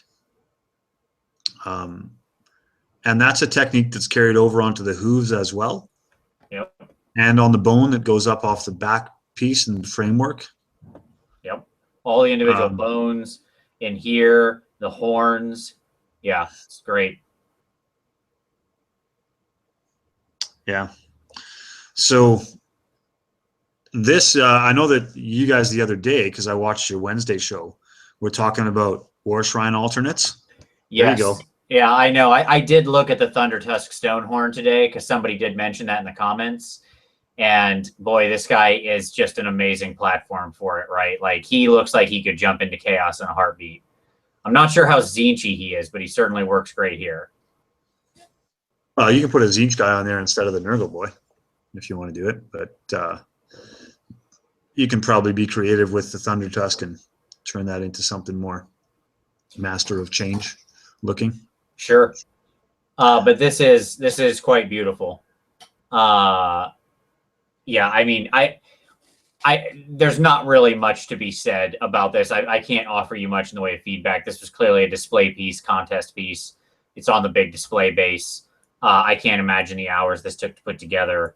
I think it's absolutely fantastic. I hope it won a prize. It certainly deserves it. It's just great work. The free hand on the banner, the vulture, the gross eyeball in the center of his gut. Yeah. Which is just masterfully done and horrendously disgusting. Everything about this model is just an absolute masterpiece. The little slight object source lighting where this green is lighting up the edge of the thing, and you can see even catching on the edge of his armor in his hand here, right? Yep. Just a million little details on this that are so well executed. Like every single part of this was clearly lavished with attention, and it's just a great conversion, and it looks beautiful. Yeah, one thing that I want to point out is we can go to that close up of the boss on top and look at that banner again. Yep. If we can get, if you folks at home can see tightly on this banner, it's done with a sort of a pointillist approach. It's all like all that highlight, those little what turns out to be white, all little tiny dots. That's how she's done that to give it that sort of what I imagine is a bit of a fungus rot on there that's trying to be emulated at the same time as giving it that highlight. Yeah, almost like an iridescent gleam, right? Like a it's slick with goo. Yeah, but also keeping in mind that it's a fabric that's not a real smooth weave necessarily, right? As well, it's a texture. It's a textile that she's painting on. So this is something I'll aspire to. I'll take this photo away and say that there's lots to learn here from doing skin tone to doing bone technique to doing metal technique, all sorts of things. Yeah, exactly. Even like I just want to take a quick moment here because there's a million great parts of this model, but I want to actually just focus for a quick second. I want to bring everybody's attention to this shield here. And the way that she's taken the very dark, basically black, and just slowly glazed it out to this yellow, right? And it's just the most minorest of touch. She didn't need to do that. She could have just, done this all in one contrasting color, and it would have looked fine. Would look quite good, right?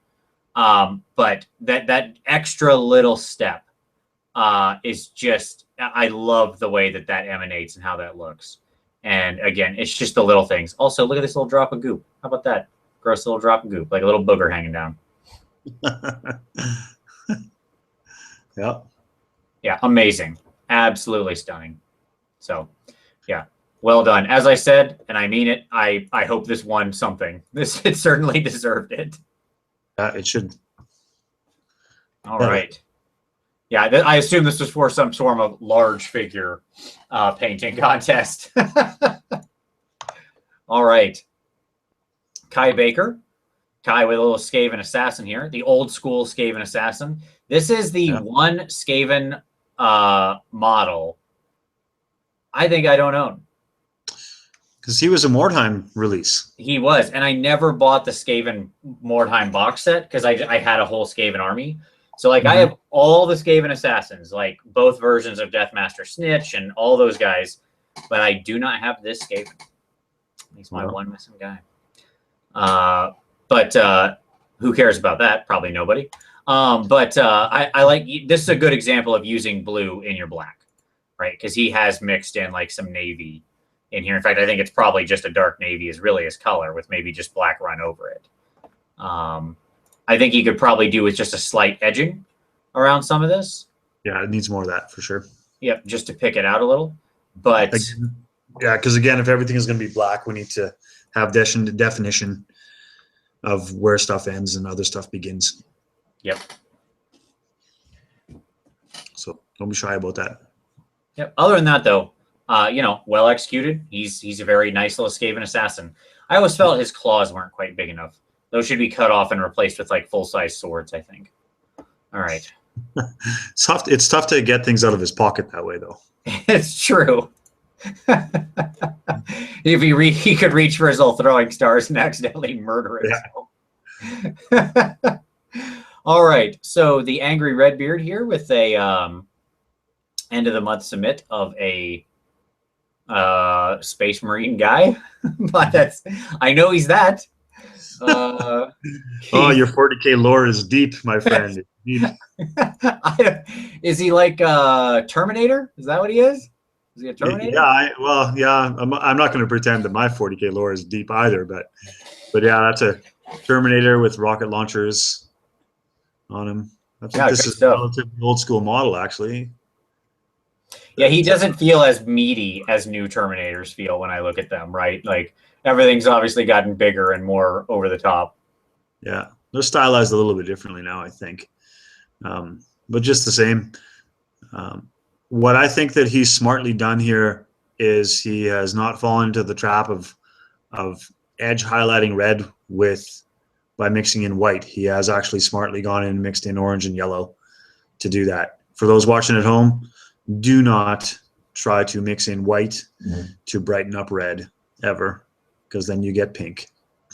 Yes, unless that's what you're going for. I mean, if you're trying to get to pink, that's a good way to do it. You can do it if you're trying to do like, it's a great trick on a Slanesh model, right, or something if you want to go pink. Yeah. But yeah, flesh tone or orange. Honestly, I think my favorite trick to edge highlighting, and I'm probably going to do this in a video sometime, is I like to edge highlight in an ivory or a bone. Okay, just a straight ivory or bone. Yeah. And then you hit it with a glaze of the same red as whatever you used for your base color, right? And that just immediately turns it orange, because that browny, yellowy white of ivory or bone plus your original red is going to immediately create your orange.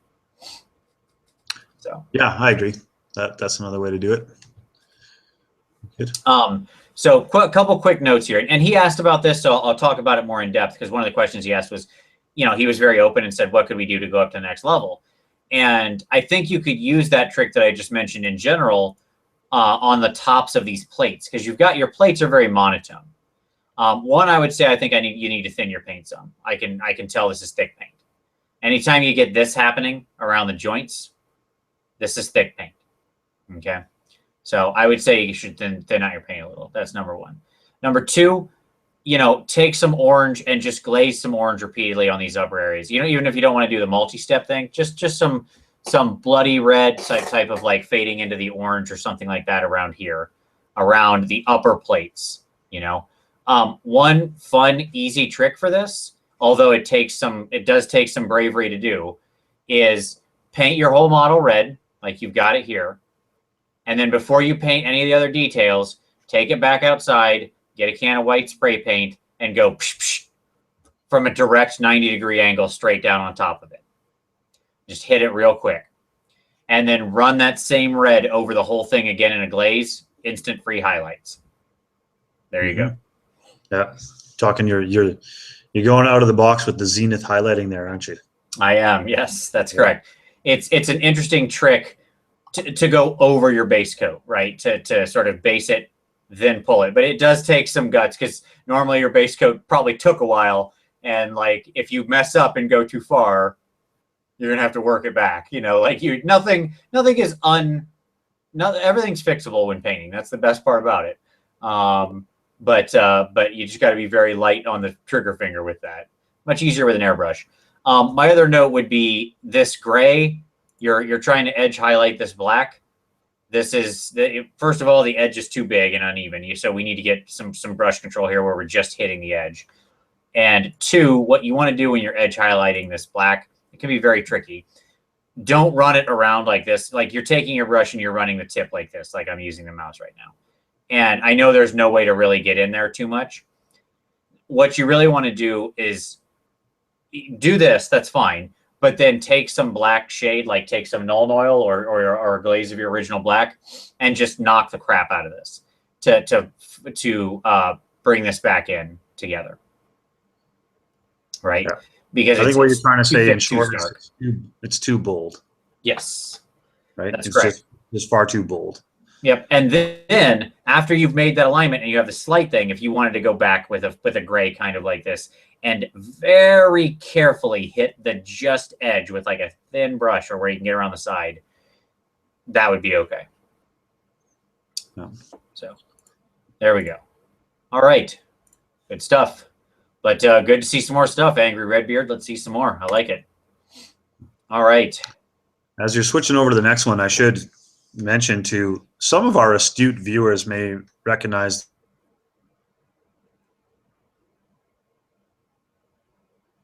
Nope.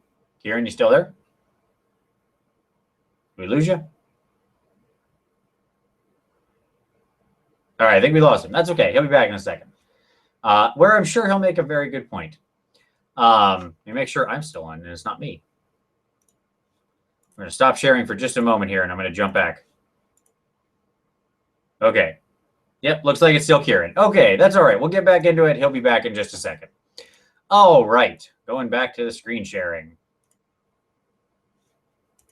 Okay, so John had said he pulled his previous one, and he's got his Giselles in here.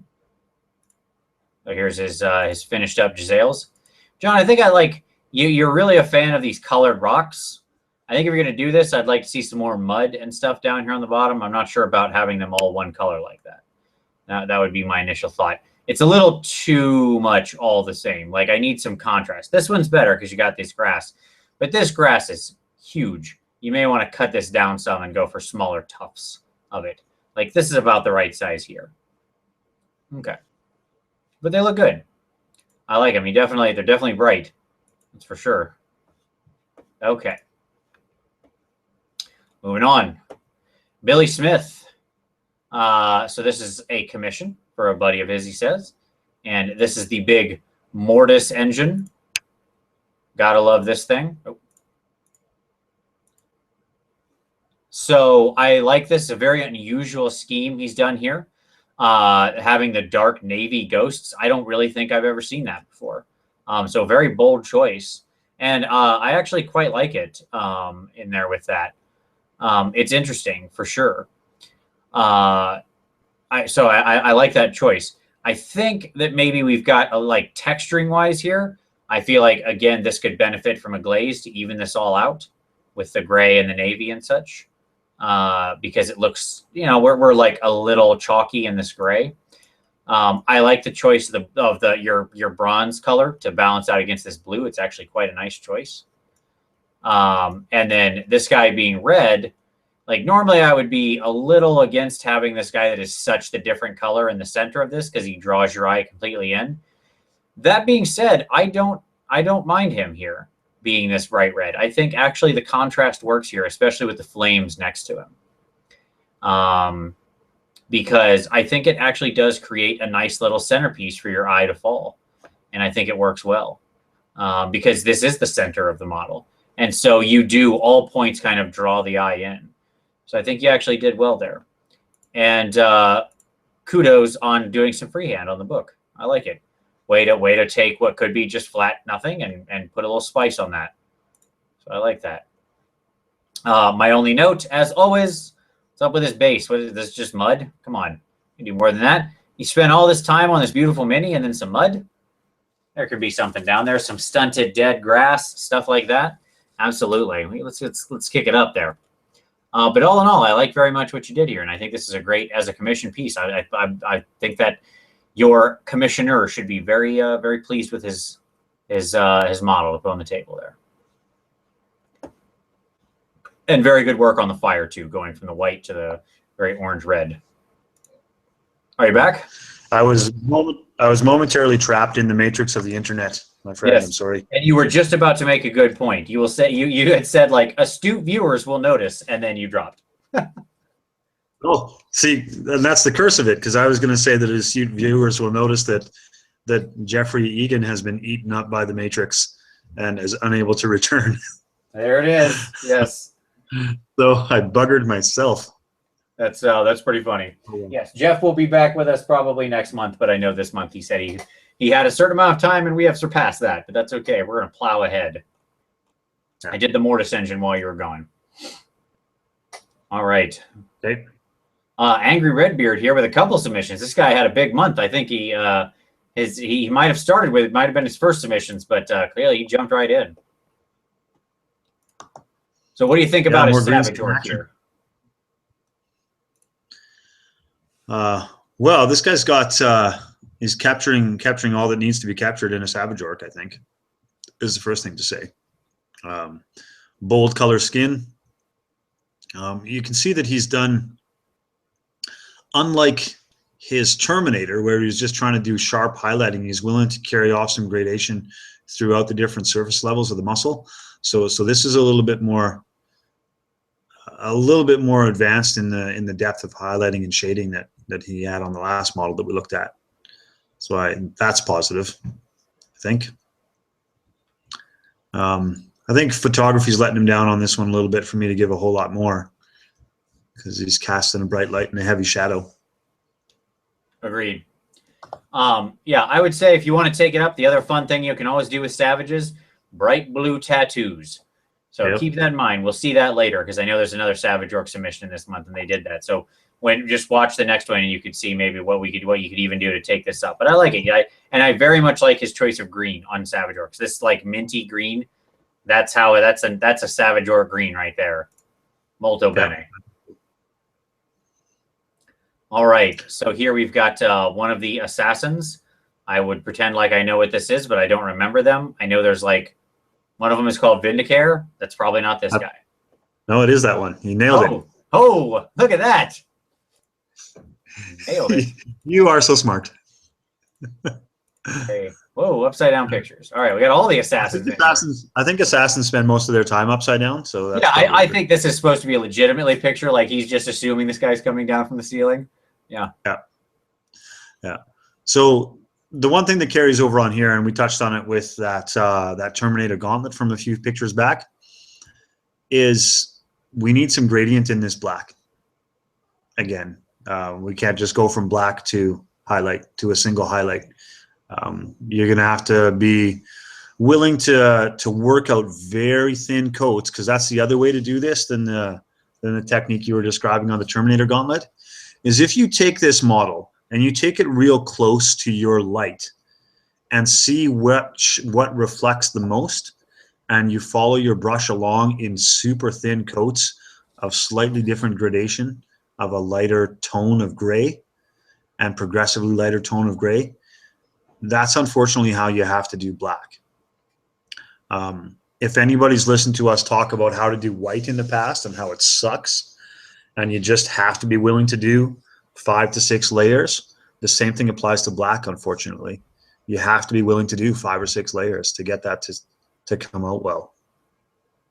Yep. I agree. You know, a lot of people often say like red and yellow are nightmare colors. I don't agree with that. I think red's actually one of the easiest colors to paint. I think yellow is very simple. You just paint it over white. To me, black is really one of the most nightmare colors, because it's hard to ever get real shadows in. It's hard to highlight. Black is one of the toughest colors to work in my estimation. So yeah, we need some more here. Just going up to like what looks to me like a very purplish light gray. Too quick of a jump. Yeah, and I wish I could tell you that there was a quick way to do it, but there really isn't. You just got to be willing to do 5 or 6 layers. Yep. Now, what I will give some good marks on is his eye goggles here. You've done a good job here of having the dark color and then the orange and then the brighter orange and then the white dot. The only thing I would say is align your white dots. Unless this guy's in the Matrix and looking at a red pill and a blue pill somehow, then those white dots should be falling in the same place, because the light is shining from a certain angle and it's going to hit the lenses in roughly the same place. Right? Yeah, I agree with that. Okay. Oddly enough, he didn't do that on his Q Lexus assassin. That's the guy with the big hat, the big headdress with the extra. Oh yeah, that's that guy's name. Yep, I knew that.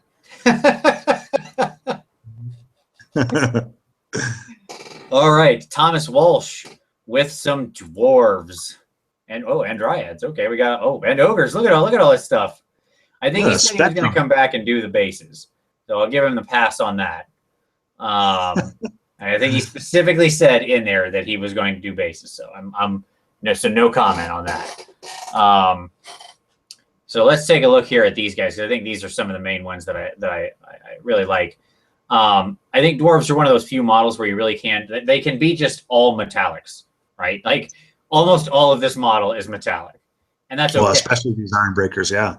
Oh yeah. They even have beard shields. Yeah, exactly. And I think you've done pretty well here. So you've got some good color. There's some good tonal variation. I like the little hints of green and red here and there, you know, on the shield and the hilt, just a little bit of color splashed around. I think if I was going to give one small point, it would just be I'd like to see a little more shading on the gold parts of it. That feels a little flatter than the silver. The silver and looks better to me, but the gold feels like it needs a little more. Yeah, I was going to say the same. And to just get, we can get, sometimes when you have a model that's all armor and all armor plates like this, I think it's okay to be a little bit bolder with a black wash to make that plate definition again. It's a technique that we used to call black lining before washes were as good as they were, where I'd actually get in with a paintbrush and paint a line, a hard black line between these plates. But you can achieve it with wash. You just might need to be a little bit more heavy-handed. But again, like Jeffrey said earlier, to be watchful that nothing pools, but just enough to get that separation between armor plates. Yep. So that's what I would say about that. And the dryads, just to jump over to them real quick. I like the dryads. I like the sort of white, ashy feel to them. They look very nice. I like the contrast with the bright eyes. Mm-hmm. Sinister eyes. Yes. I think the ogres are still in process. I think these are the two he actually were first to submit. So yeah, looking good. Yeah. Well done. What an eclectic collection. I wonder if he's going to play them all together in the Age of Sigmar. Could be done. Could be done. Ooh. All right. Let's jump to Victor in this portal. Another one of these portals. I like what Victor's done here. Looking very much like a warp portal to me, right, with the color choice. And now just an amazing marbling effect on the back here. And I love the glowing runes on this side as well. Great color choices in the portal between the turquoise, the purple, the pink, all highlighted with the whites and such, where it's kind of like roiling energy. Yeah. Yeah, that marbling is really quite a next level effort of it. It's odd that he chose to do that on just one side though and not both, unless he's trying to do a yin versus yang or good versus evil sort of side to the portal. I guess. Yeah, I think so, because when you look at this side, it's got kind of the dark black effect of it, right? And then on this side, he's got the white sort of inverse version of it. Mm-hmm. This is the happy end. This is the sad end. Right. Yes. Exactly. You notice where it empties out to is the sad end, right? Oh. Right. Oh, that's no good. Okay. Yeah. Great. I love it. Great portal. Okay. Peter Marcus, his Templar prosecutors. He's been doing his guys as Templars, so all sort of cream and red,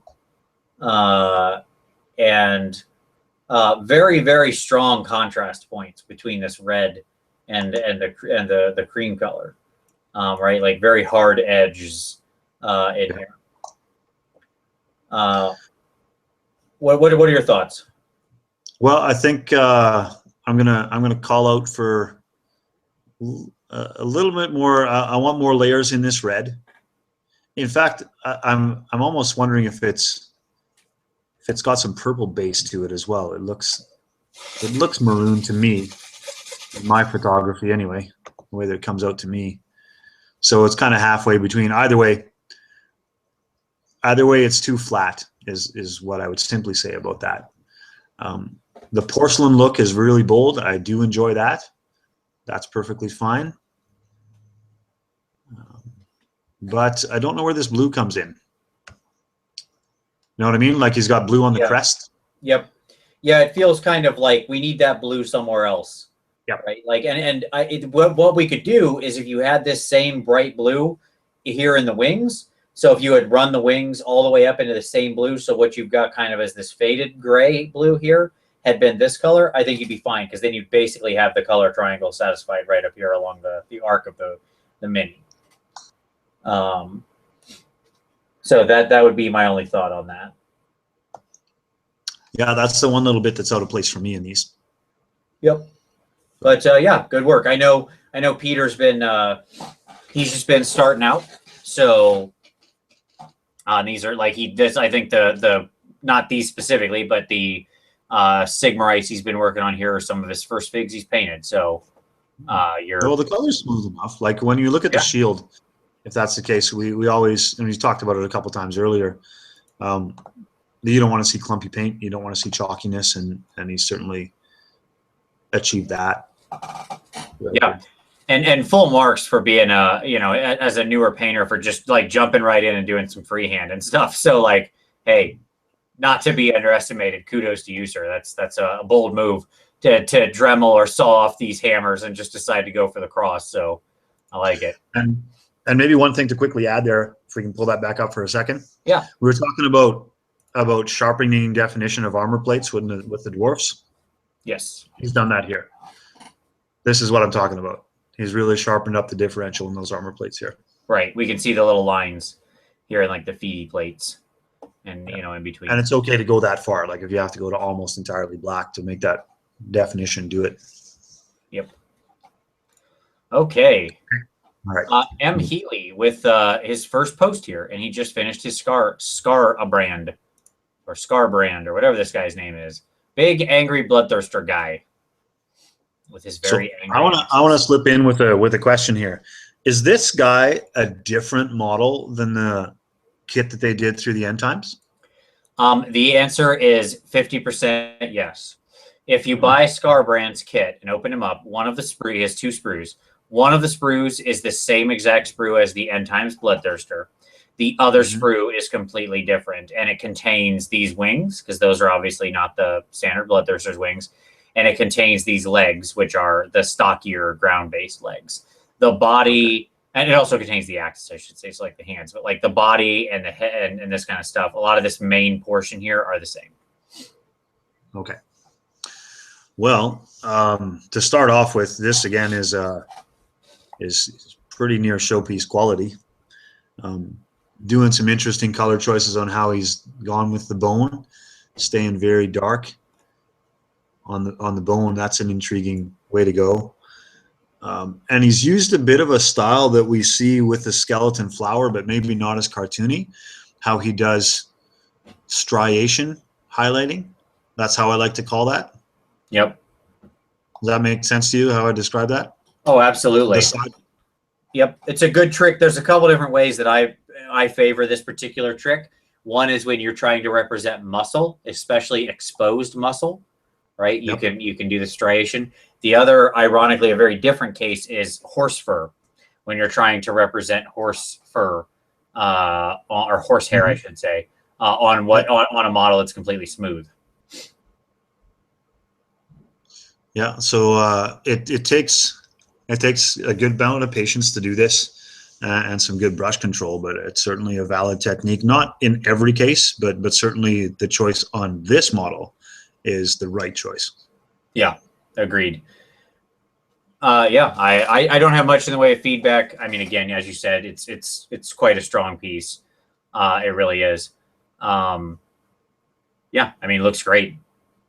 Yeah, let's give him props for managing the metallic as well.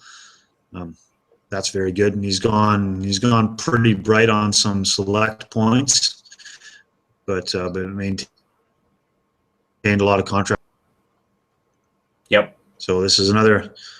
Again, if this is dude's first entry, welcome. You're a guy to watch. Absolutely. All right, moving on. We're about halfway through the month. There you go. I feeling good. Okay. Ryan Easterling with the Kingdom Death starter set. And so I think I think the nature of this game is that you like wake up in the world and you're a basically naked person with a lantern. It's like there's like an ongoing narrative element to it. They all have that, don't they? Yes.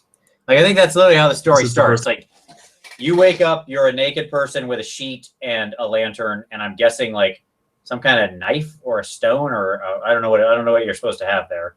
But yes, there you go. These are all, like looking at the base, these are all not skulls, but faces. Yes. It's a bit Berserk or whatever, if you've ever seen that anime.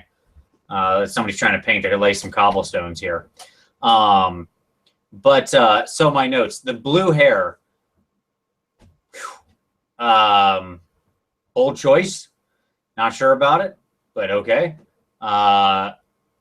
It's strange because the rest of the model is so organic and straightforward, and then we've got this sort of anime hair here. It's a bit much on a model that has no other blue. Again, I can't look away from that. So like it might be too much of a contrast. I feel like in general, these guys are an examination in skin tone, right? Like these guys are all flesh. So if you're gonna paint them, you need to really just spend a lot of time working in various flesh tones and highlighting and stuff like that. And I feel like we don't have quite enough contrast on this skin tone.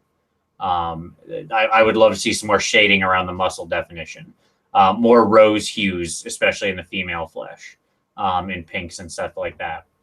And then some more, highlighting as we get up toward the knees and things of that nature. So. Yeah. See a lot of mold lines on these two. That's my nitpicky thing I'm going to pull out of this. Yeah, it's an easy thing to forget, but you got to scrape those mold lines. Like I can see them so clear here where they've caught the wash. Yep. All right. Cool stuff, though. Very nice, Ryan. Okay. Another one from John with his big old screaming bell. And what I think is interesting about this here is that he went for green on the bell. I don't think I've ever seen anybody go so, like, making the bell itself out of warp material. So that's a very interesting choice. I think my immediate pushback, I really do too. I think it's fantastic. I love that bold choice. My only immediate pushback on this one, John, is all this bronze and such up here is very boring. Like, it's all very monotone. It's washed. Like, I need more points of pure gold, even maybe up to like a gold silver. I need some oxidation on this if it's supposed to be brass or copper or something that would oxidize green. And mixing a little in of that verdigris or that turquoise could really then also tie in this brass to the bell and to your other greens also. I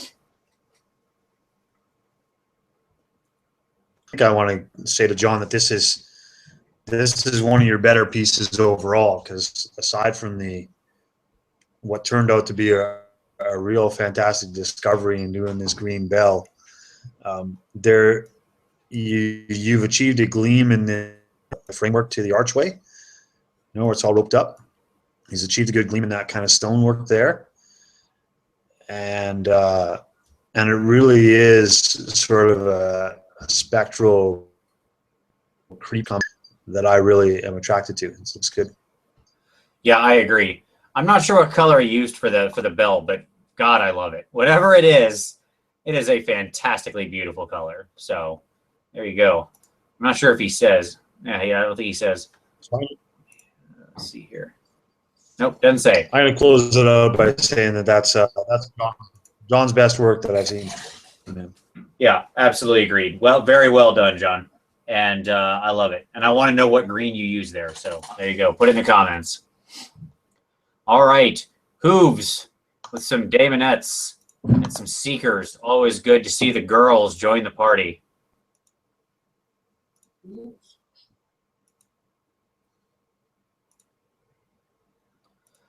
All right, Kieran, what are your thoughts? Well, months some end of last. Yeah, I remember he did some of these. He's a bit of a. This is. Oh, you're kind of cutting in and out on me there, Kieran.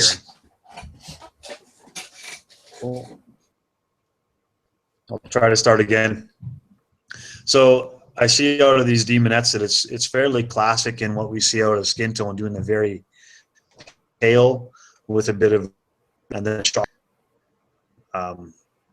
and the black go-go girl accents for their clothing. Good, that's for sure.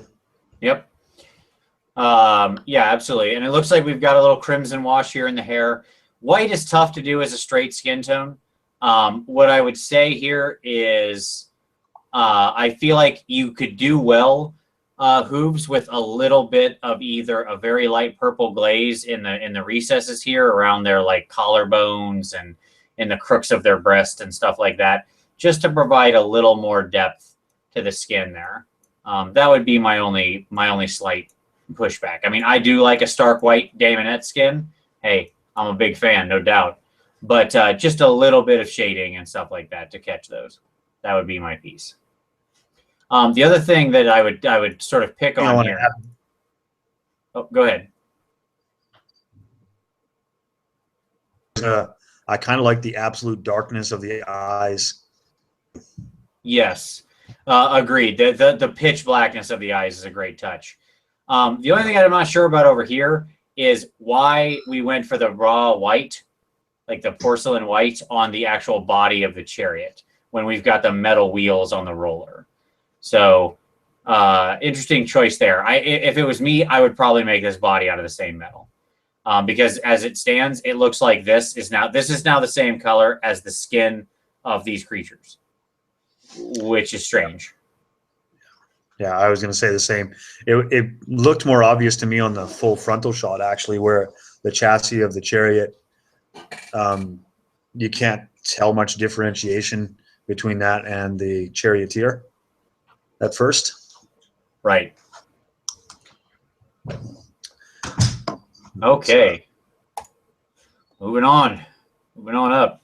Skip a couple for me there. All right, go to Lee. Doing the big castle. Man, look at this thing. Holy moly. We got a display board. We got a big castle. Boy, I don't even know where to go with this. That's a big undertaking, eh? Yeah, no joke. We had one of those out of the box yet? I have never seen them out of the box. No, I haven't. My store has them, but I am not interested in buying a Chaos Fortress. This does not appeal to me. Could spend all week counting the skulls. Absolutely. Yeah, so with this overhead shot that he's got of it, that's probably the best look that we have at the model overall. This one right here, yeah. So he's gone with, like, those are all skulls on the surface, I guess. And then he has made bloody patches over the bone, etc., etc. Yep. To do all that. I don't know. It's a big old undertaking. It just seems like, yeah, as you said a moment ago, I don't know where to start with this thing. It's just a massive behemoth of brass everywhere. And yeah, I think what we say is, Lee, good on you, man. You did a hell of a job there on painting up this monstrosity. I don't know what else to tell you. Way to go. All right. I also want to know how many people have bled trying to reach across this model. Oh, yeah, sure. These sharp, like, knives sticking out the top, basically. Yeah. Sure. Yeah, even on the low walls, those look pretty sharp. Yeah. Yeah, absolutely. Let me move my model. Oh, got myself again. All right. So, Rory, with his Necromunda gang. Look at this. Oh, we are rocking some mad 80s style here. This harkens me back to when I was pretty young in the hobby, and I latched on to Necromunda, and I painted a bunch of these girls. And that was back in, I want to say, like 1998, perhaps, just to sound really old here. These look better than the ones I did back in '98. I'll tell you that right now. Yeah, it was a real temptation to paint all those bold colors, as you say. It was '80s hair and, you know, rocker chicks that looked angry. That was the appeal to him. Yep. Yeah, so he's embraced that. It's good. Absolutely. This is one of those things where, you know, you got to fit the style, and the style is a bunch of clashing, bright, contrasting colors, and you've done that well. And, you know, one note I said in the comments Well, as you can tell here, we've done some highlights straight out of the pot on the red, and red is very translucent, so it's actually worked fairly okay. But pink has white in it, and white is, anytime you've got white as your highlight, it's going to be unbelievably stark.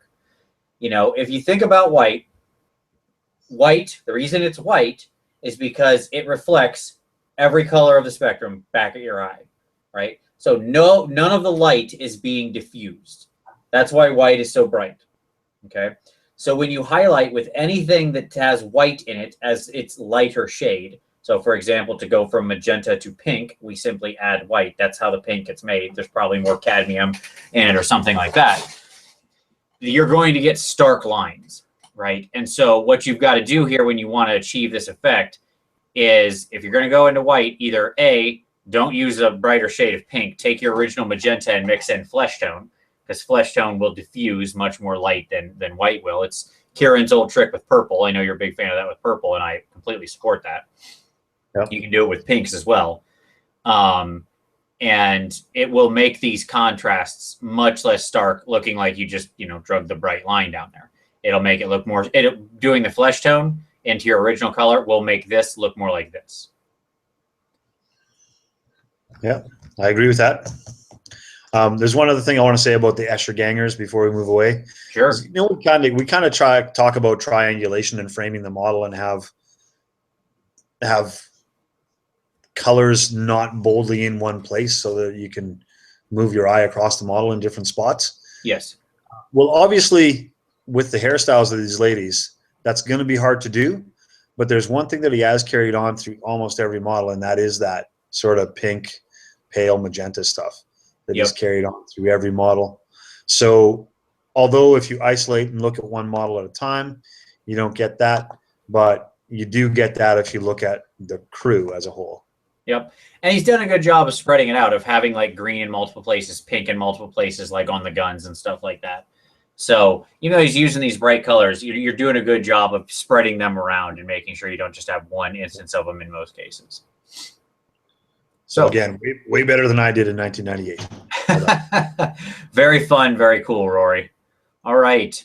All elves are dark with some terrain. So let's zoom along here to some of the bigger pieces. So super nilic oxide or such explosion here on the piece. Mm-hmm. I think what I would say, and it would apply to all these, it's the same thing kind of we said last time, which is just I'd like to see some more contrast here, right? Like, and it could be the photo knocking some of it out because we got some unusual lighting. But I would like to see some darker darks in here. We've got some good highs, but I don't have enough lows. Maybe it's over oxide because I can tell that there's metallic painted underneath there of that oxide stuff. But maybe too much oxide. I don't know. Yeah. Or else I need that metallic to be a darker choice of metal. Yep. But yeah, very cool. I like these runes. It caught really well down here. Like these runes are really actually a good example of what I'm talking about. Like I've got nice darks where clearly the wash or whatever was pooled quite well here, right? So these look very, very nice, very stark. The edges have been caught by the dry brush. The low points have stayed dark. So the good recess versus that, it's worked out well. I'd like to see this kind of thing throughout the rest of the model, basically. Okay, but very cool, all elves. And yes, we're glad to have you submit again. All right, Skeleton Flower, more Super Dungeon Explorer with some of the most adorable skeletons you'll ever lay your eyes on. Look at these cute little guys. I just want to give you a hug. They do. And then eat your face. Yeah. Again, many of the same things we've said here apply. He did a great job with these. Look at that little guy on the back there. That's a weird thing. Yeah, they're great. They're a little green. Yeah, he certainly picked up some curious subjects to paint. Some fun models to do. But his style carries on throughout. That he does that very, very opposing sharp highlights that looks really bold, and it works so good on a tabletop because from 3 feet away, and you get the full exposure to the contrast in the models. Yep. And he's really making a purposeful choice on it, and I love it. Also, a special shout out because we can really see it here to his bases, where he's done this purple contrasted by this yellow. You know, what a great shock of color for these what could be just very neutral tone figs. So, yeah, great stuff there, Skeleton.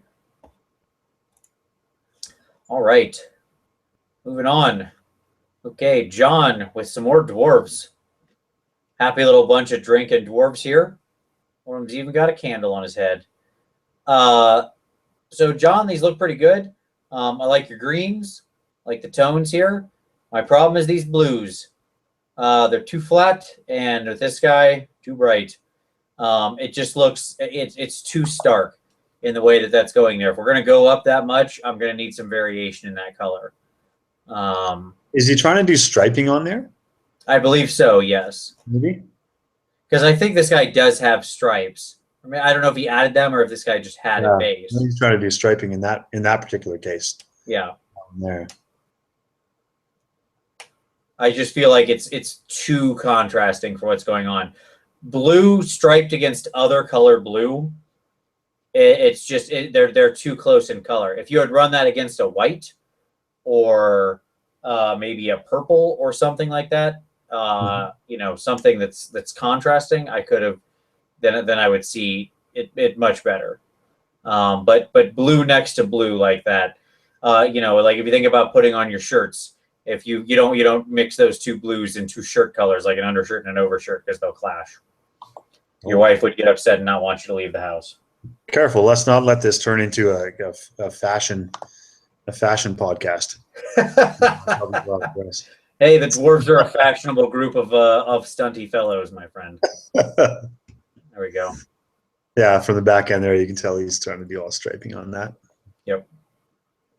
So I just feel like either we need some variation in there, or I need a different offsetting tone.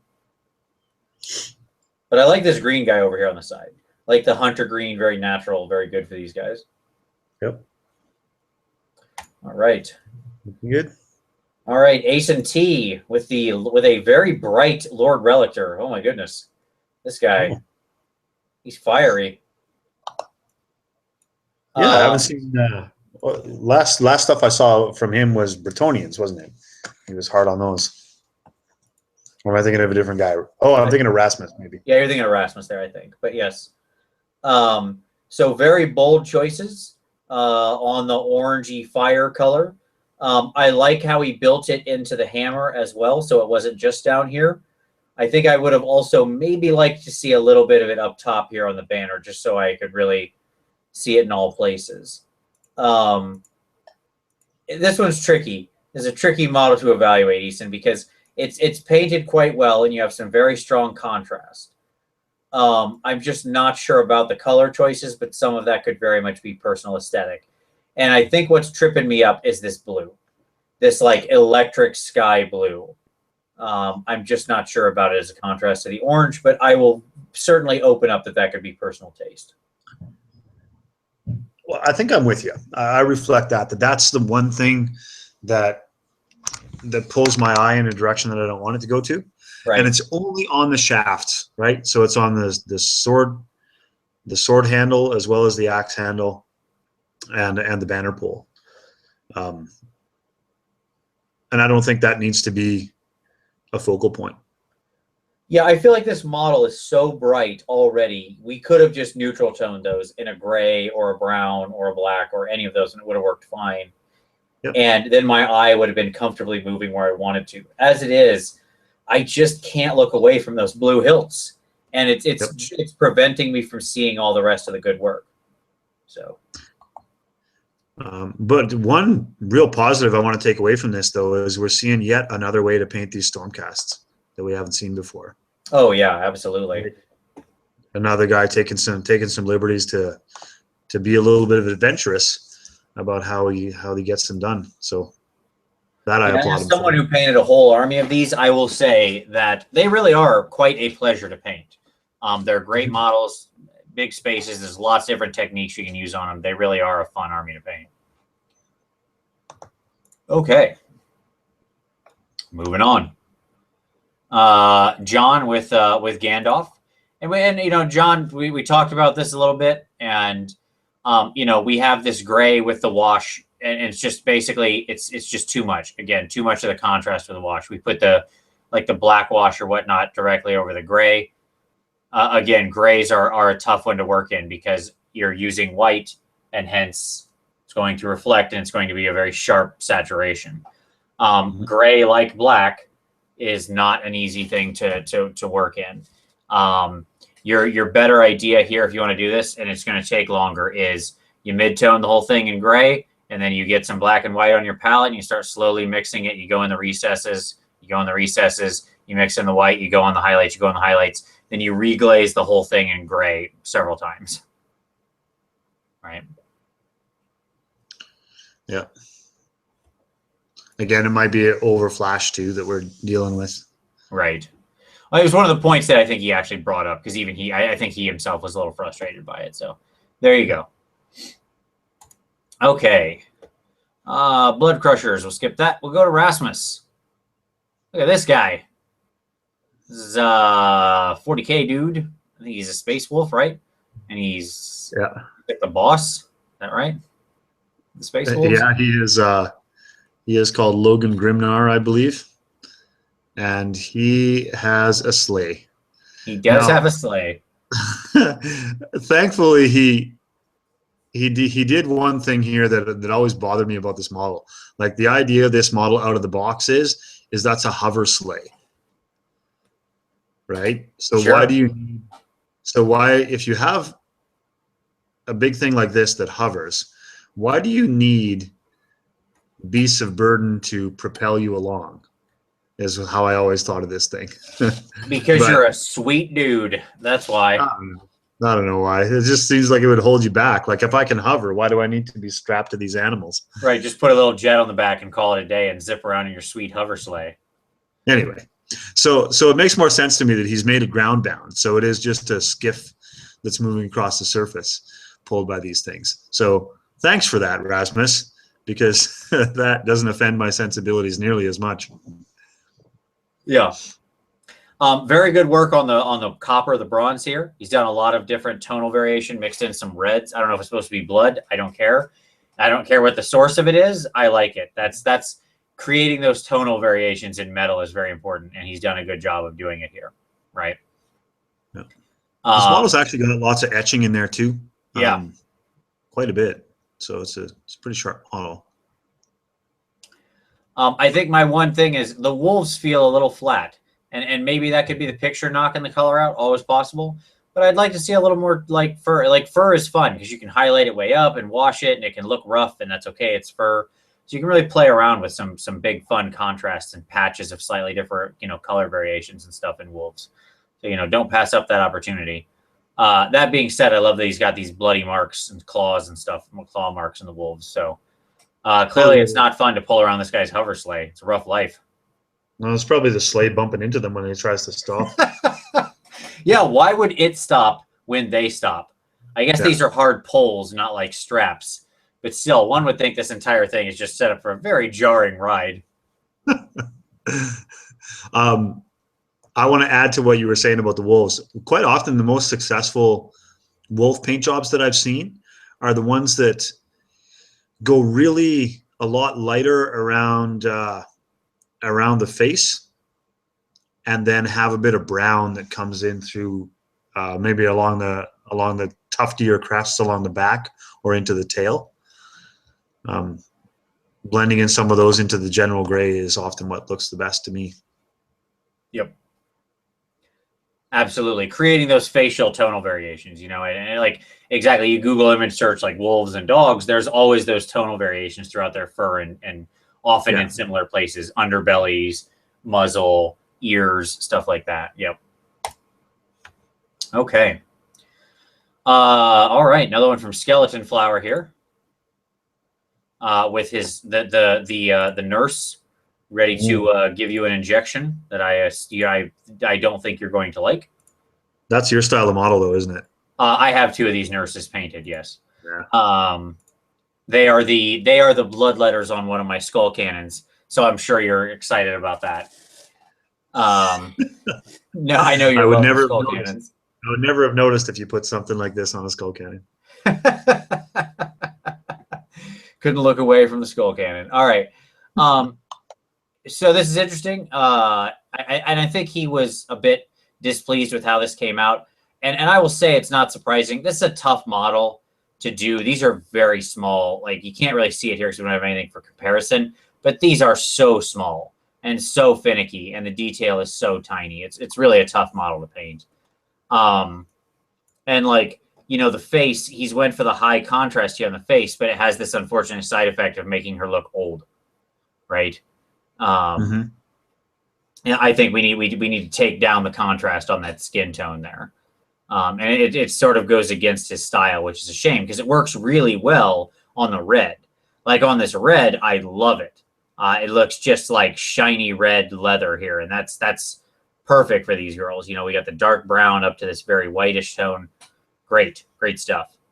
I even like the white here of her outfit. But I think on this little tiny thing, the face, it makes her kind of look old when we do the high contrast because it looks like wrinkles. Yeah, I agree with that. But this is a good example of how when we paint things, we were talking about this before with black, but here's a good example of white, and how white is never just white. And he's done that sort of done off color ivory and into some tan in there. And that looks admittedly a little bit chalky in some places comparatively to some of the other stuff, but this is a great example of how to make white work for you. And it is, people, it's many different layers that have to come together. It's no simple quick one. Yep, absolutely. But yeah, I know he's not super happy with it, but that's okay, Skeleton. I still think it looks pretty good. And I will also give some props to the work on the liquid inside the vial here. The juicy. Yes. Yeah, that's captured well. Yeah, over contrasting stuff like that's a great way to make it look like liquid inside there. So I also like how he took the effort to paint on the measurement lines on there too. Oh yeah, that's true. Yeah, I didn't even think about that, but you're absolutely right. Yeah, that is not on their base. He wasn't filling anything out, yeah, but he put on the measurement lines. Good catch. Yeah, nice. Great little detail. So we'll go into this one because he has his new model in here, which is his Batman model. Oh yeah. So here we have Bat Lizard. Very nice. Monotone, but still a very good model. Batman is a very monotone fellow. Sad story, this model no longer exists because he dropped it. It was all made from green stuff, and like he cast a lot of this, and he dropped it and rolled over it with his chair and crushed it. Oh no. Yeah. Really sad. That's a sad story. Well, the Dark Knight Falls. His back was broken. Bane got a hold of him, I guess. I wonder if it was right after he took that extreme angle photo that we just saw a second ago. Yeah, like he fell off up here. Yeah. Wouldn't that be terribly ironic? Oh yeah. But good job with him, and it's okay because he did a second one. So later, I don't know if it's in this month or if he might have slipped into next month. But Batman is a hard guy to keep down, and as we learned, even when he's broken, he will rise again. Yeah, I'm sure he will. All right, so more Kingdom Death. Mickey Ward here has also done the same set. Oh yeah, and you're staring down a lion, I think, when you come back naked with a lantern. I think that's the story of this. It's a weird game. Wow, that's hard living. It really is. Naked with a sheet and a lantern, and you got to fight a lion and a rock. So they all get a sharpened rock as well, hey? I believe there is a sharpened rock. Yes. Yeah, that's what it seems to be. Clearly, this lion is an outmatch for you with your sharpened rock too. This is better. He's done some nice variation on the skin tone. I think we could see it even a little farther. I would love to see it go a little more. These are tough models because we have things like the hair. And if you want to do them in a color, it's going to stand out, right? Because just there's almost nothing else on this model to paint. They're so minimal, right?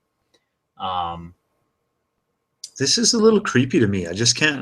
I can't get over the bases of faces that they stand on. Well, if you Google Kingdom Death minis, Kieran, this is their shtick. It's all very weird out there stuff. That's their thing.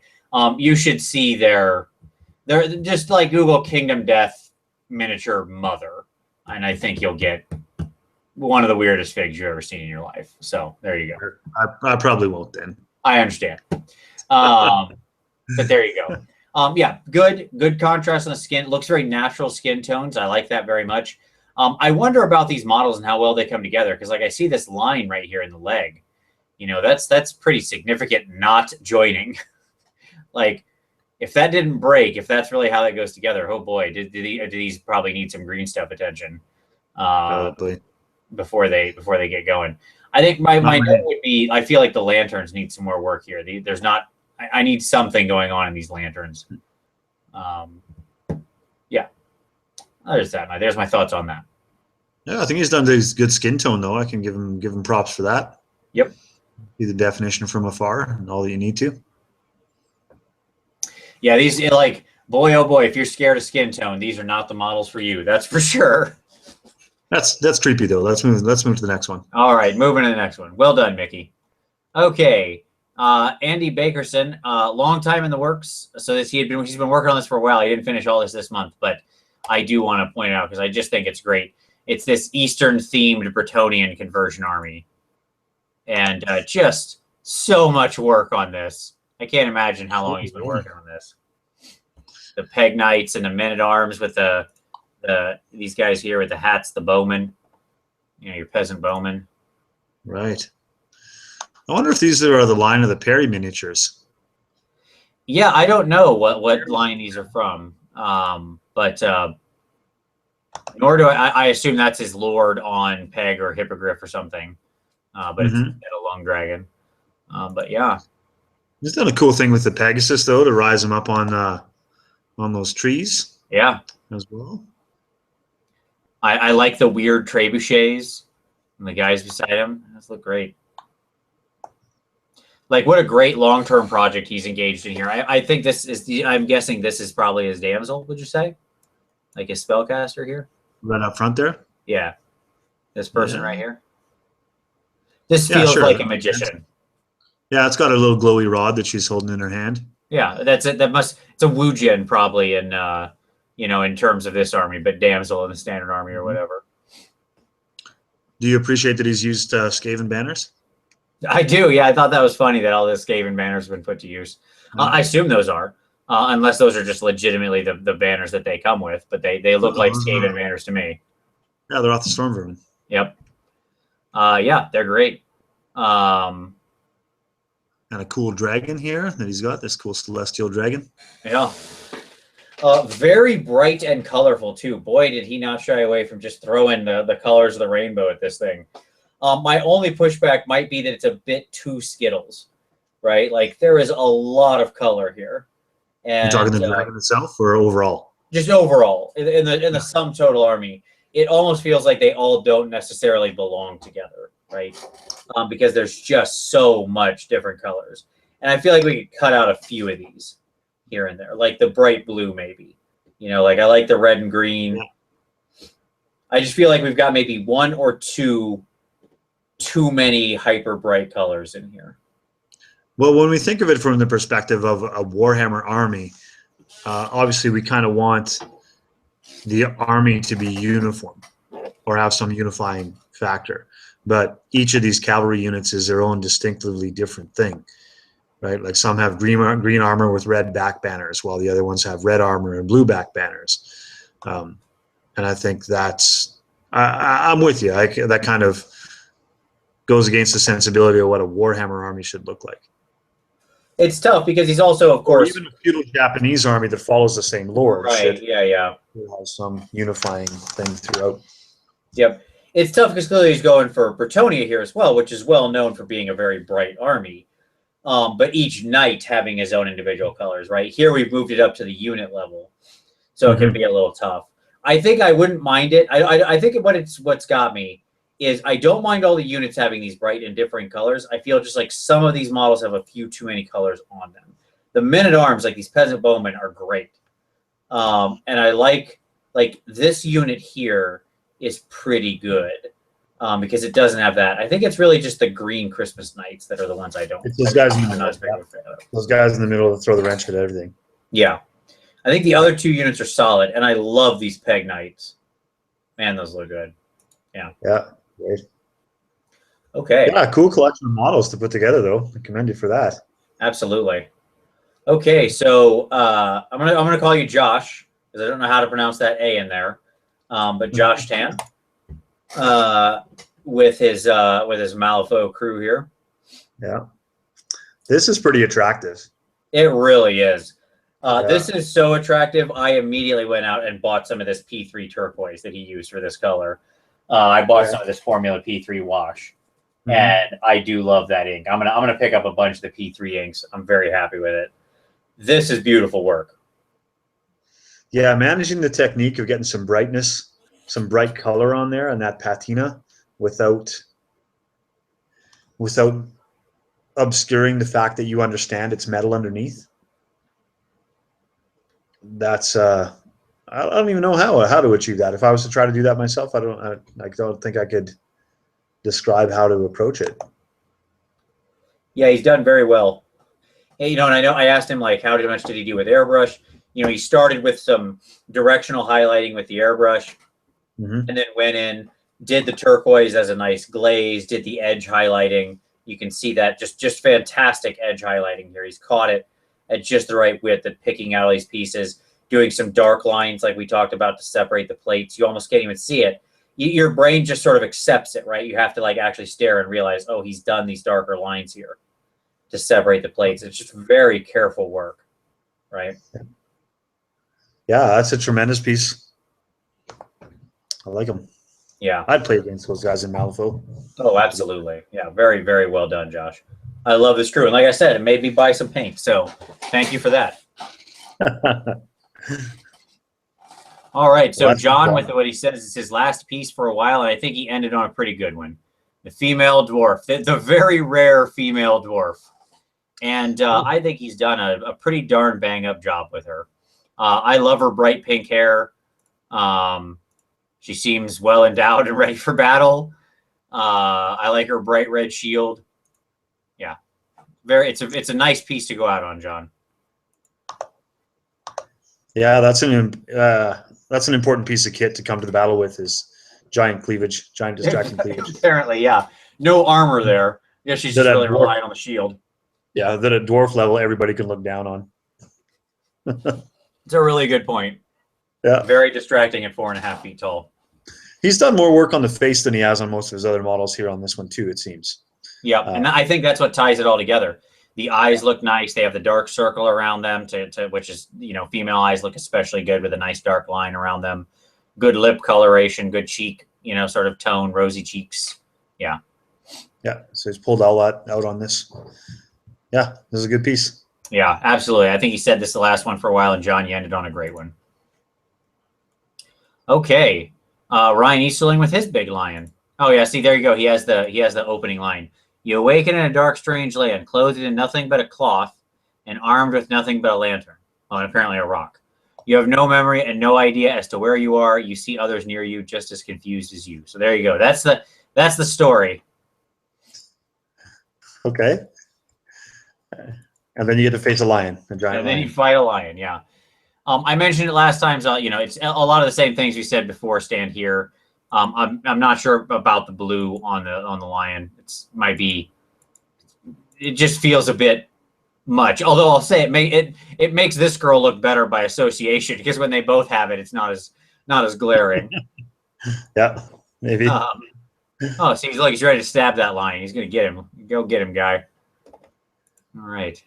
So this must have been a new Kickstarter that just suddenly appeared, eh? And everybody wants to do it. Yeah, this kickstarted like a long time ago, and it finally delivered. I believe it was fairly delayed, and so it just kind of showed up, I think, last month. As they generally are. Yes. Well. All right, Matthew Hogan, here with his transferred to a round base for AOS. With his Vampire Lord here. Matt, we got to get some better lighting for your pictures, but other than that. Oh, this is your boy Manfred. That's absolutely the original sleeveless bro himself. He did a good sharp job on the back of the cloak there, doing his fiery symbolism. Yes, I really like the freehand on the back of the cloak. It looks really nice. Yeah. And in doing black, let's talk about black here for a second while we're looking at that cloak. Yep. So he has started black, but he's moved into that shadow gray, bluish gray color tone. To get his definition, he's just trailed it away to the bottom side of it, because he's got that symbol there and he doesn't want to cloud it, I suppose. But that's a good way to work black into something else. Yep, absolutely. It's a little hard to tell because the lighting's off. I don't know if his skin is really that stark white. If it is, that's a fine choice, but I won't give any comment either way just because it's tough to say given the lighting. If it is that white, it needs to be a differentiated white than what goes out of the skulls of that horse. Yep, exactly. And again, it could be just the flash or whatever knocking that out. My only note here is on blood spatter. I say this all the time, but I can never say it enough until I never see it again. And that is, blood isn't this color. This is the color of blood that literally just came out of something within 3 minutes. Next time you cut yourself while you're working on a model, and my thumbs look like I've been attacked by Freddy Krueger because I'm so bad with my razor blade. But take some of that blood that you bleed there out of your thumb and press it into a clean piece of towel or something, and watch it, and count the minutes until it turns brown. Less than 5. Okay, it will be brown color when it oxidizes. It just happens immediately. So, unless Manfred literally just cut somebody down a few seconds ago, in which case then this needs to be glistening and not matte, because it's that fresh. Blood should have, doing blood is a matter of stippling layers of red. You want a dark hull like brown red, then you want to build it up to a slightly brighter red, then to a slightly brighter red, then to a pink, and then you can take some kind of glossy color over some parts of it to bring that pink back into a red tone. So, for example, some good old Blood for the Blood God over top of pink will look great and bring it right back into that tone if you want some of that fresh blood look. But if we're going for dried blood or anything like that, brown, dark blood. I'm on a crusade. I'm on a crusade against bright red blood. That is to say, unless you're somebody who is in the army and chanted the "What makes the grass grow green? Bright red blood makes the grass grow green" drill sergeant, then that's fine. But that still means fresh blood. Okay. All right. So moving on, Kai with some rat ogres, and again we need I'll just say it right up front. We got to do some more with the base. That being said, I love that he used the tiny plague monk as a base accoutrement. The tiny plague monks that come in that box are my favorite figs that GW has ever produced. They're the most adorable, inexplicable Skaven. I don't know why they exist. What are they? I don't know, but they're adorable.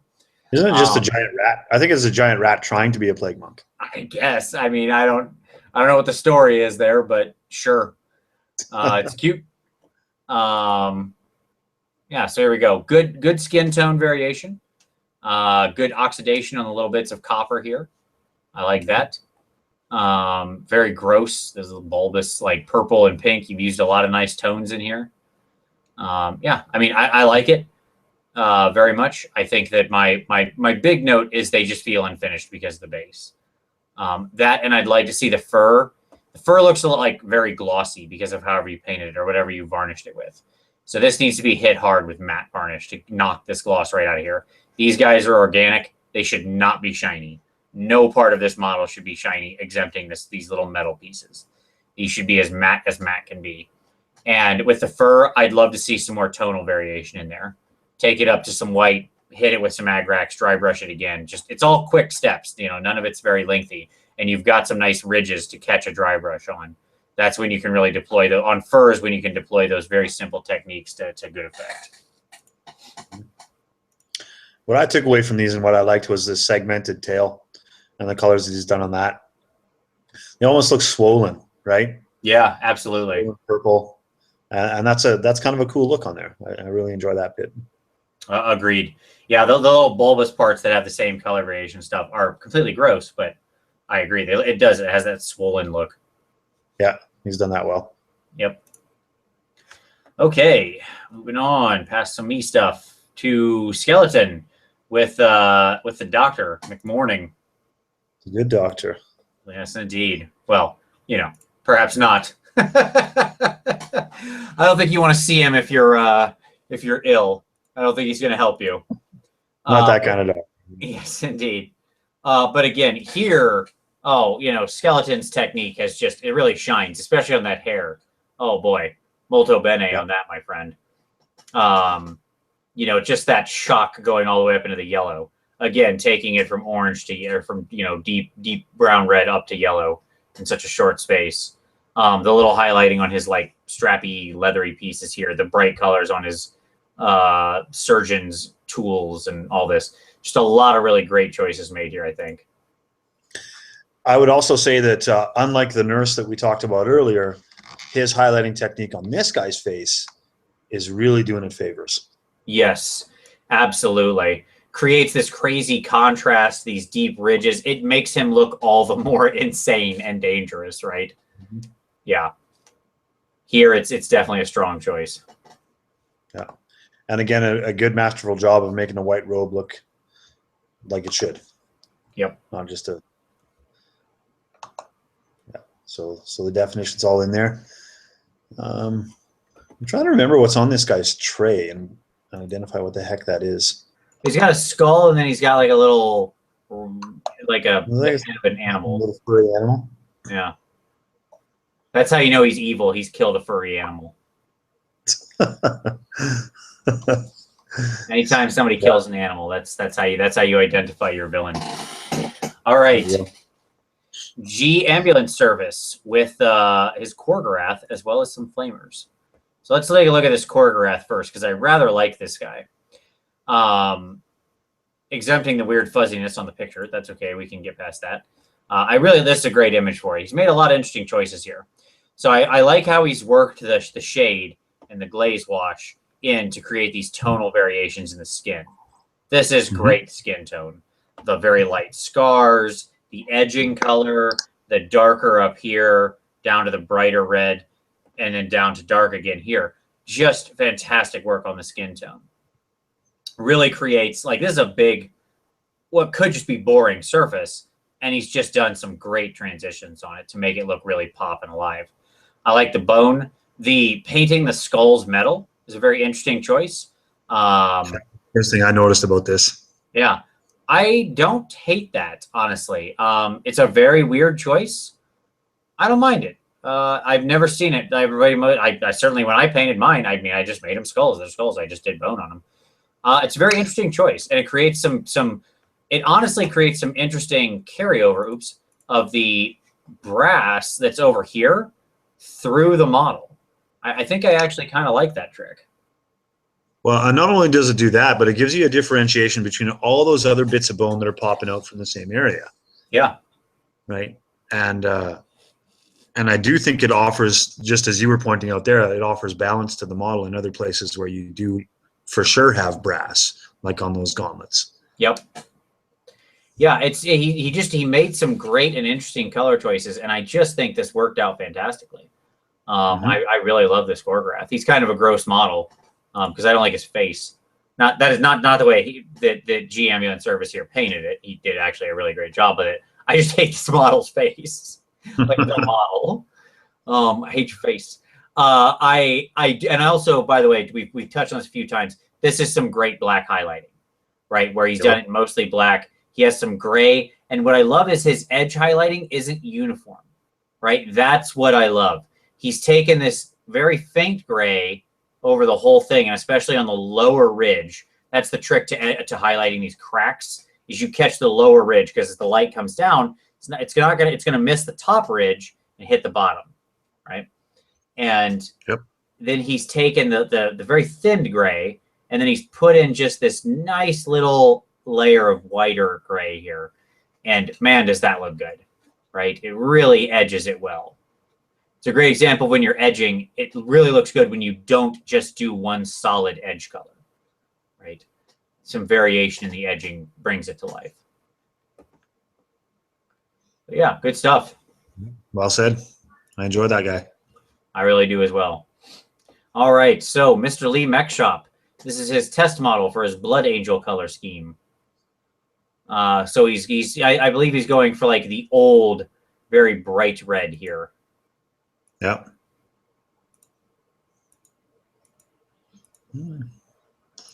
So he's going with some heavy weathering on this by the looks of it.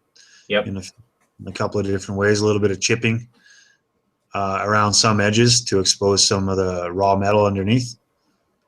So that's good enough, I suppose. Yeah, I would say when it looks more like the silver is painted over the red here, which I suspect is what happened. I don't think this was chipped off. I would say a couple things. One, if you're going to do that, the silver, if you're going to do that with a darker metal. And then like as the majority of what's chipped off, almost like a rusty color, a rusty metal, and then put the silver more toward the edge. So it looks like only the most worn part has been worn to like bright metal where it's been touched or something multiple times. Because if it chipped and the paint's off it, it would rust within a matter of days, right? Being exposed to the elements like that. If it's truly had its finish scraped off of it, you know, you go key somebody's car and then let it sit through one rainstorm, it's not bright, shiny metal almost immediately, right? And by the way, don't key people's cars. That's not nice. And the other thing I would say is, you know, maybe experiment with like some chipping medium or something. You know, you can, there's a lot of different places you can get chipping medium. In fact, you can even do it with hairspray. And if you want to see a tutorial on that, you can check out like Dr. Faust Painting Clinic has a great trick for using hairspray as chipping medium. And you can do some really neat effects with it. If you go to the episode where he painted his Dark Eldar Razor Wing, he does it like en masse, and he does a bunch of cool effects. So you can do it for free. You probably got hairspray in your house. So there you go. I remember seeing a tutorial, and I think it was by the Privateer Press guys, that whenever they did scraped away metal, they made sure to paint it a very dark gray, first of all. Yep. And then they would paint over top of it with their metallic stuff, leaving the edge around the perimeter of it still that dark gray. So it gave a sort of a false impression of a little bit of a relief, like it was a gouge. Yes, that's another good trick. Yeah, you create the shadow line, right? Yeah, so you're creating a shadow line. Yeah. Yep. So I thought that looked good. The extra thing that he did on here as far as weathering goes, and this is something that, you know, you don't think about too often, but should be everywhere on every model, is he scuffed up the boots with part of the same basing color. Oh, yeah, absolutely. Yeah, this guy's clearly been walking through the dirt, and on his little mechano foot, because I assume he's a pirate, he's got a future peg leg. He's got the dirt on there too. Yeah, and that's it's a small detail, but yeah, if this guy was walking through the dirt for 2 seconds, his feet would look like that, right? Yeah. So as far as weathering stuff, that's one of the easiest things we could all do on every model we've ever done. Yep. Unless you've got models on glass, then that's fine. No issue there. All right. Oh, we're getting down to the end. All right. Merrick with a big wolf. Look at this guy.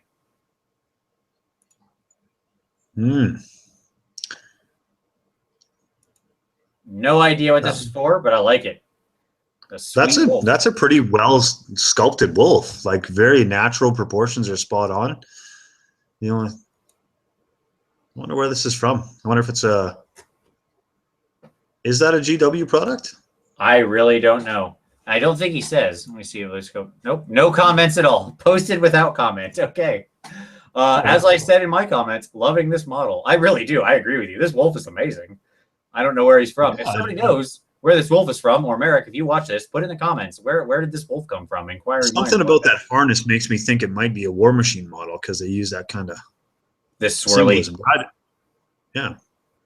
But either way, I think that this is a really well proportioned model as far as a wolf goes. Yeah. I like it. And he's done some nice work here with having the different shades, some yellows, some browns, some grays, right, mixed in throughout. Accentuated the snarl. Yep. Yeah. We could take it maybe a little more back here. It feels a little flat in some of these places here. So just maybe a little bit of wash dry brush combination. And where it transitions into the tail. Yep, exactly. And then what's up with this base, man? This is the only part of this model I don't get. I don't know if you were going for some color on here. What is this representing? Too glossy for you. It's too glossy for you, isn't it?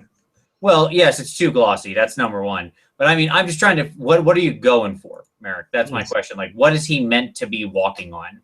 We've done this strange blue-white pattern. What is this? Shard of ice, maybe. Could be. If that's the case, I don't read ice off of this. That's what I would say. Now this looks more almost like he's walking on water. Like we've got Jesus Wolf here. So like these look like crests of tiny waves or something. Right. Yeah, I think if you're gonna go for ice, you need to use this dark blue, but it should be very much in the recesses. Most of what this should be very light, electric, sky blue, and then edged in the white. That kind of thing. I would even you could even use a purple in the most deepest tiny line recesses, right? Where it's like really completely in shadow. There's too much like this magic blue color here. Agreed. All right. Explain yourself, Merrick. That's right. All right. Hooves, the big giant exalted seeker chariot. Now we already saw some Slaanesh from him here. So Hooves, everything we said before, repeat. Hey, you know what? Except for on this one, he did come back and do the blades metallic on this one. Well, he's got the blades, but the body is still the same chassis white. is still white, but the blades were all metallic. Yeah. I think you make that chassis, if you want to stay simple, I think now that I've seen it a second time and think about it, maybe that chassis needs to be black or nearly black. Sure, kind of like the same leather they're wearing, right? Yeah. Yeah, I'll tell you, the other thing that I always found when you're doing metal in an army like Slaanesh is put some paint in that metal. Like, that is to say, take out your Druchii Violet purple shade or your Carrionburg crimson shade or whatever, and drop a few drops into your metallic, into your silver, your gun metal, whatever you're using, because it's going to tint the metal. It'll also have the side effect of making the metal go on a lot smoother because it will thin out the metal paint with what's basically mostly medium, right? Because those shades are almost completely medium. Right.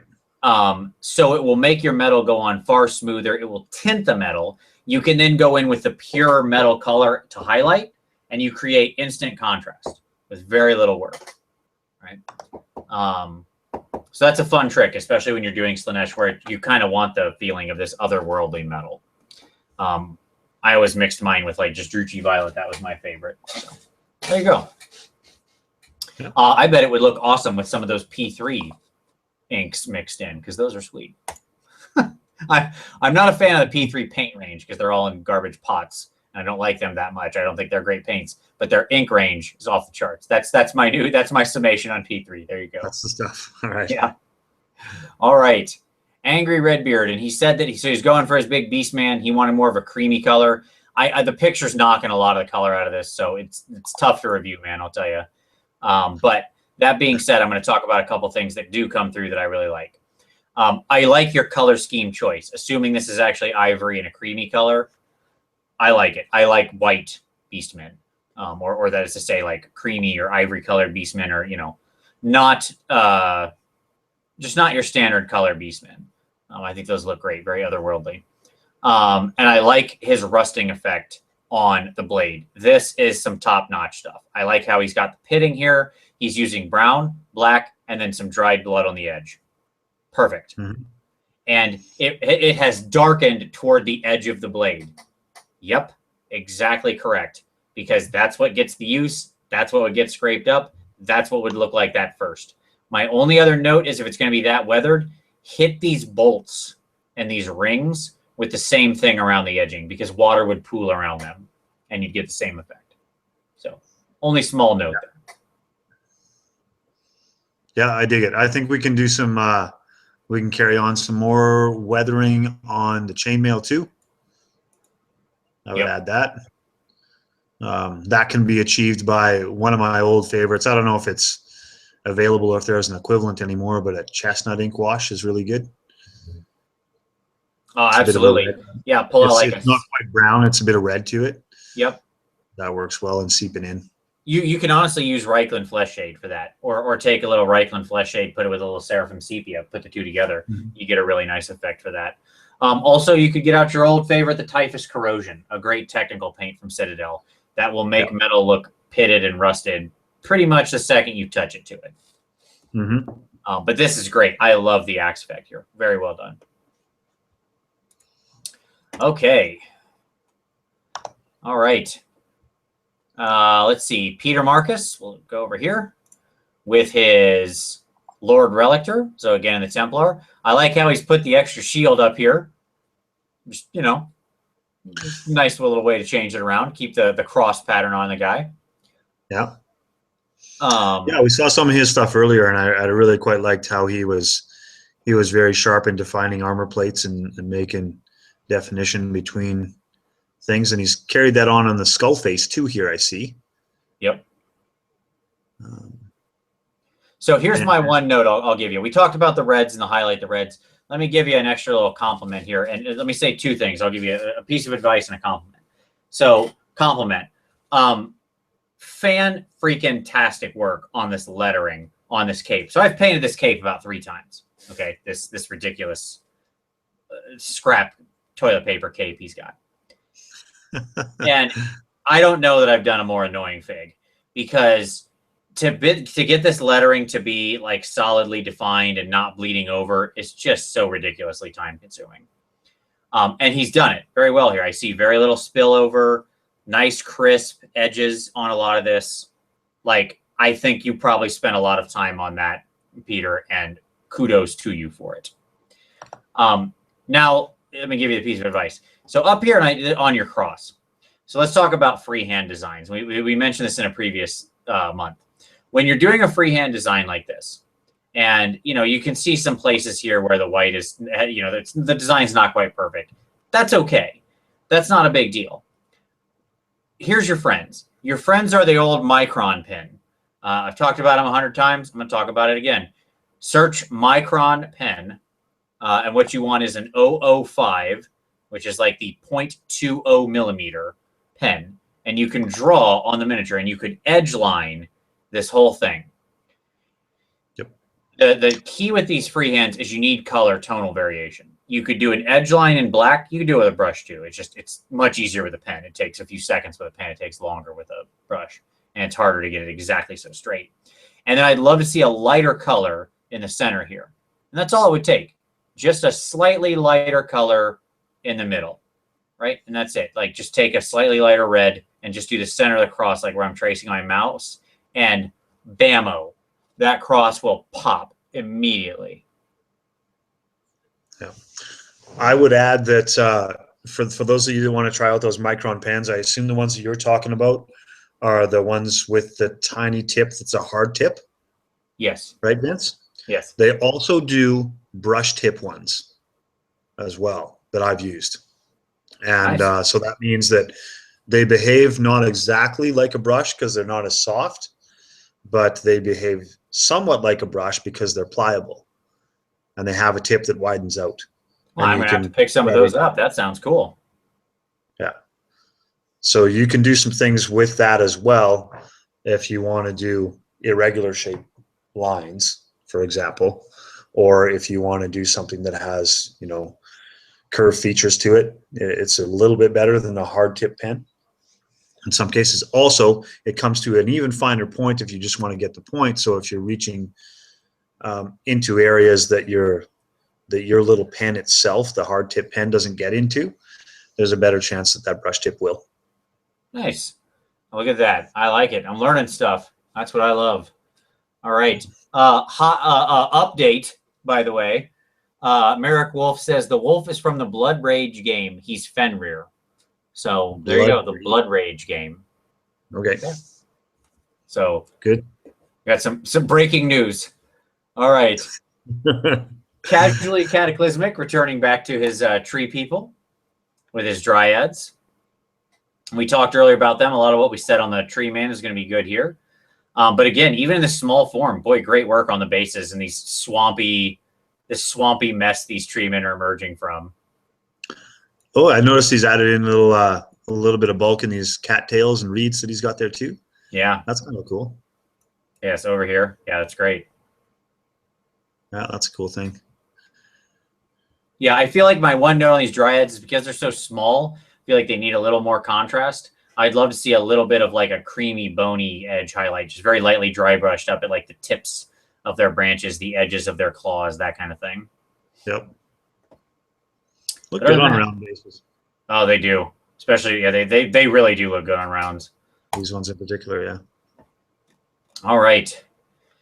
Okay, Matthew John Goodcare. Here we go. This big Empire Force. All finished and ready to submit. Mm-hmm. You know, he said he did these to a nice tabletop standard. He didn't try to go too far on them because he just needed to get them painted for, I think, a tourney or something.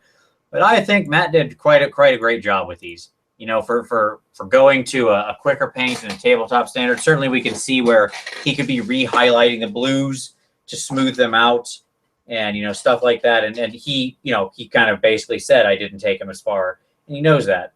But I think this is, again, a good example of working within a faster restriction. He's done a great job with them for being more of a speed paint. Yeah, I think so. Probably the natural thing that a guy would do with an Empire Army is go up and do that plumage in a different way, put in some different colors in there.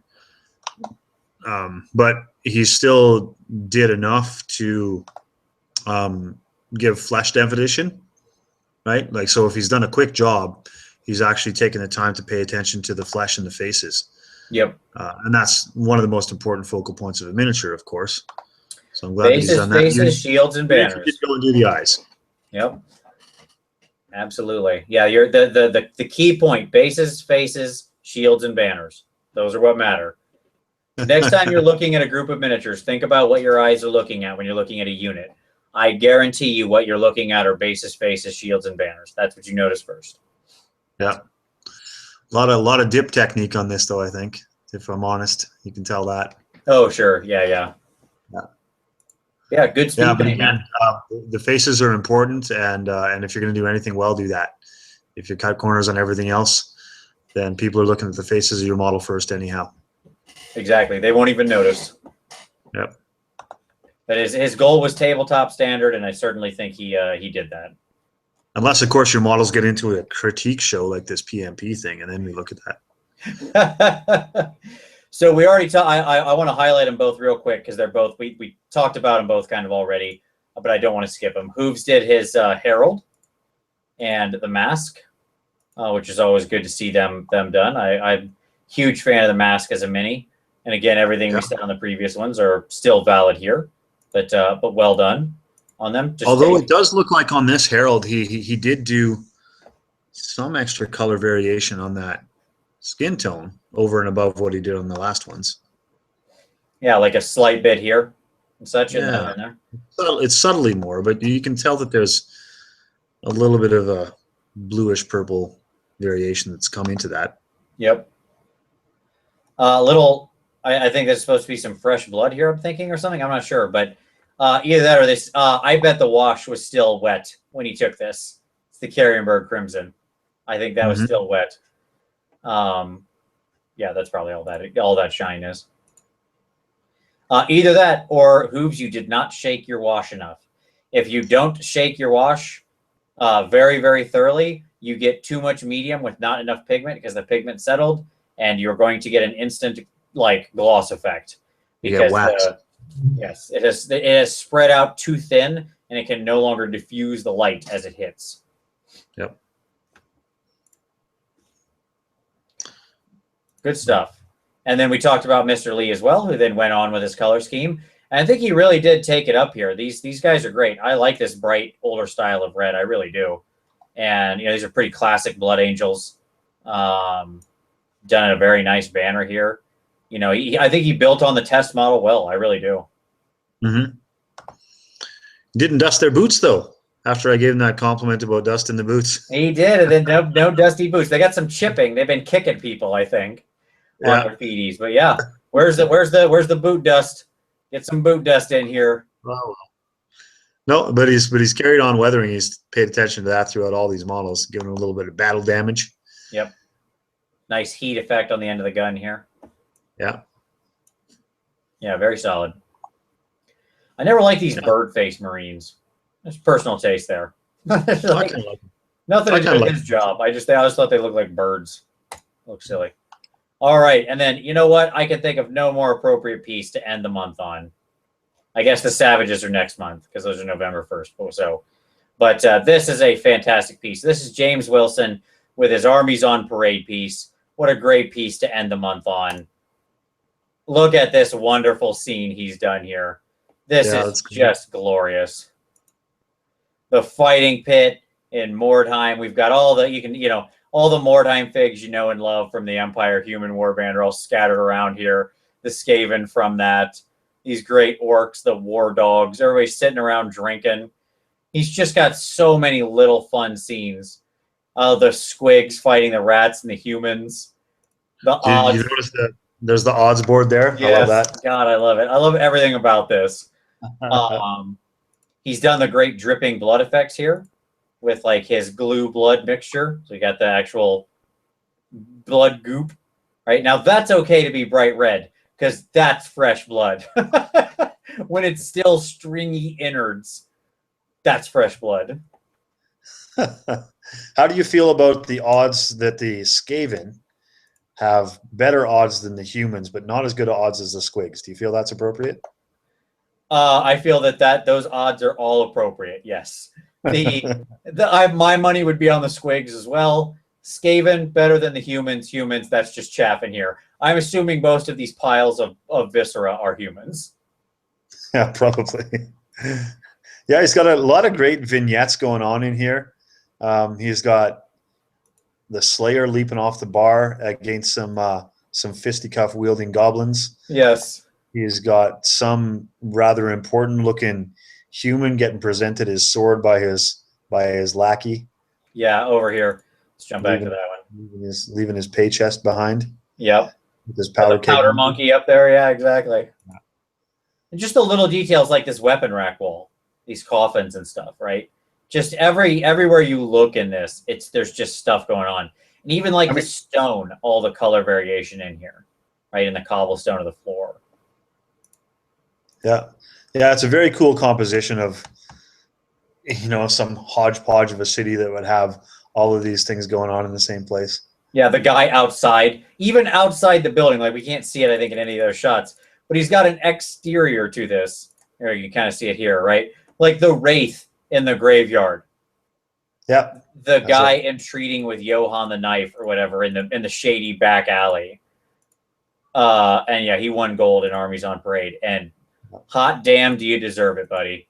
Like, just a freaking masterpiece. I really love it. Such a wonderful use of all these figures, just doing so much fun stuff. The orc flying from the punch, the goblin and the slayer, like you said, the person serving, like everywhere you look is just packed. Yeah. Well, it's a wonderful, wonderful composition. So I'm glad that we saw. Really, if we were to sum it up, we got a couple of award-winning pieces in this month of October. So the people who are doing this PmP are really ramping it up, from new entries to old entries that are improving along the way. Righty. And that brings us to the end of October. Hopefully we didn't miss anybody's pieces. As usual, I did have it. You can see how far back I was leaning. Holy crap. It's late. If we didn't get your piece, I apologize. Always send me a note or something if I missed something.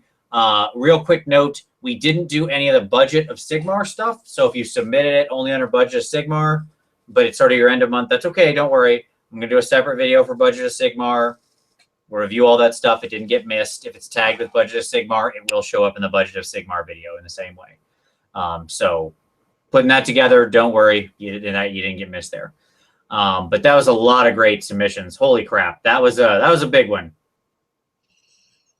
Yeah, it really was. And the quality is getting better. So when I reflect back, and I know that I've missed out a couple of months of joining you with this review, and I feel a little ashamed of that, but I'm glad I joined you for today's effort.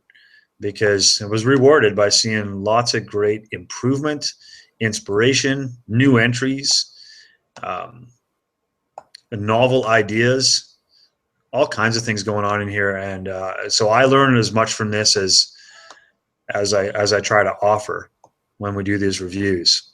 And I certainly got that out of today. Absolutely.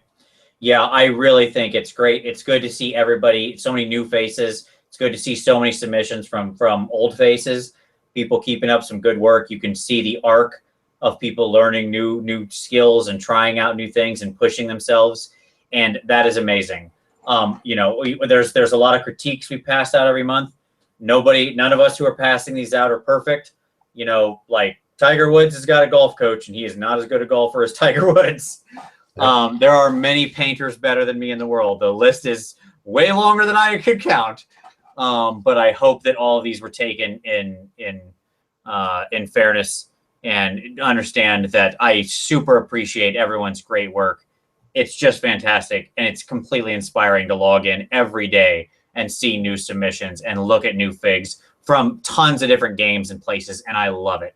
I love seeing figs from games and stuff I never heard of.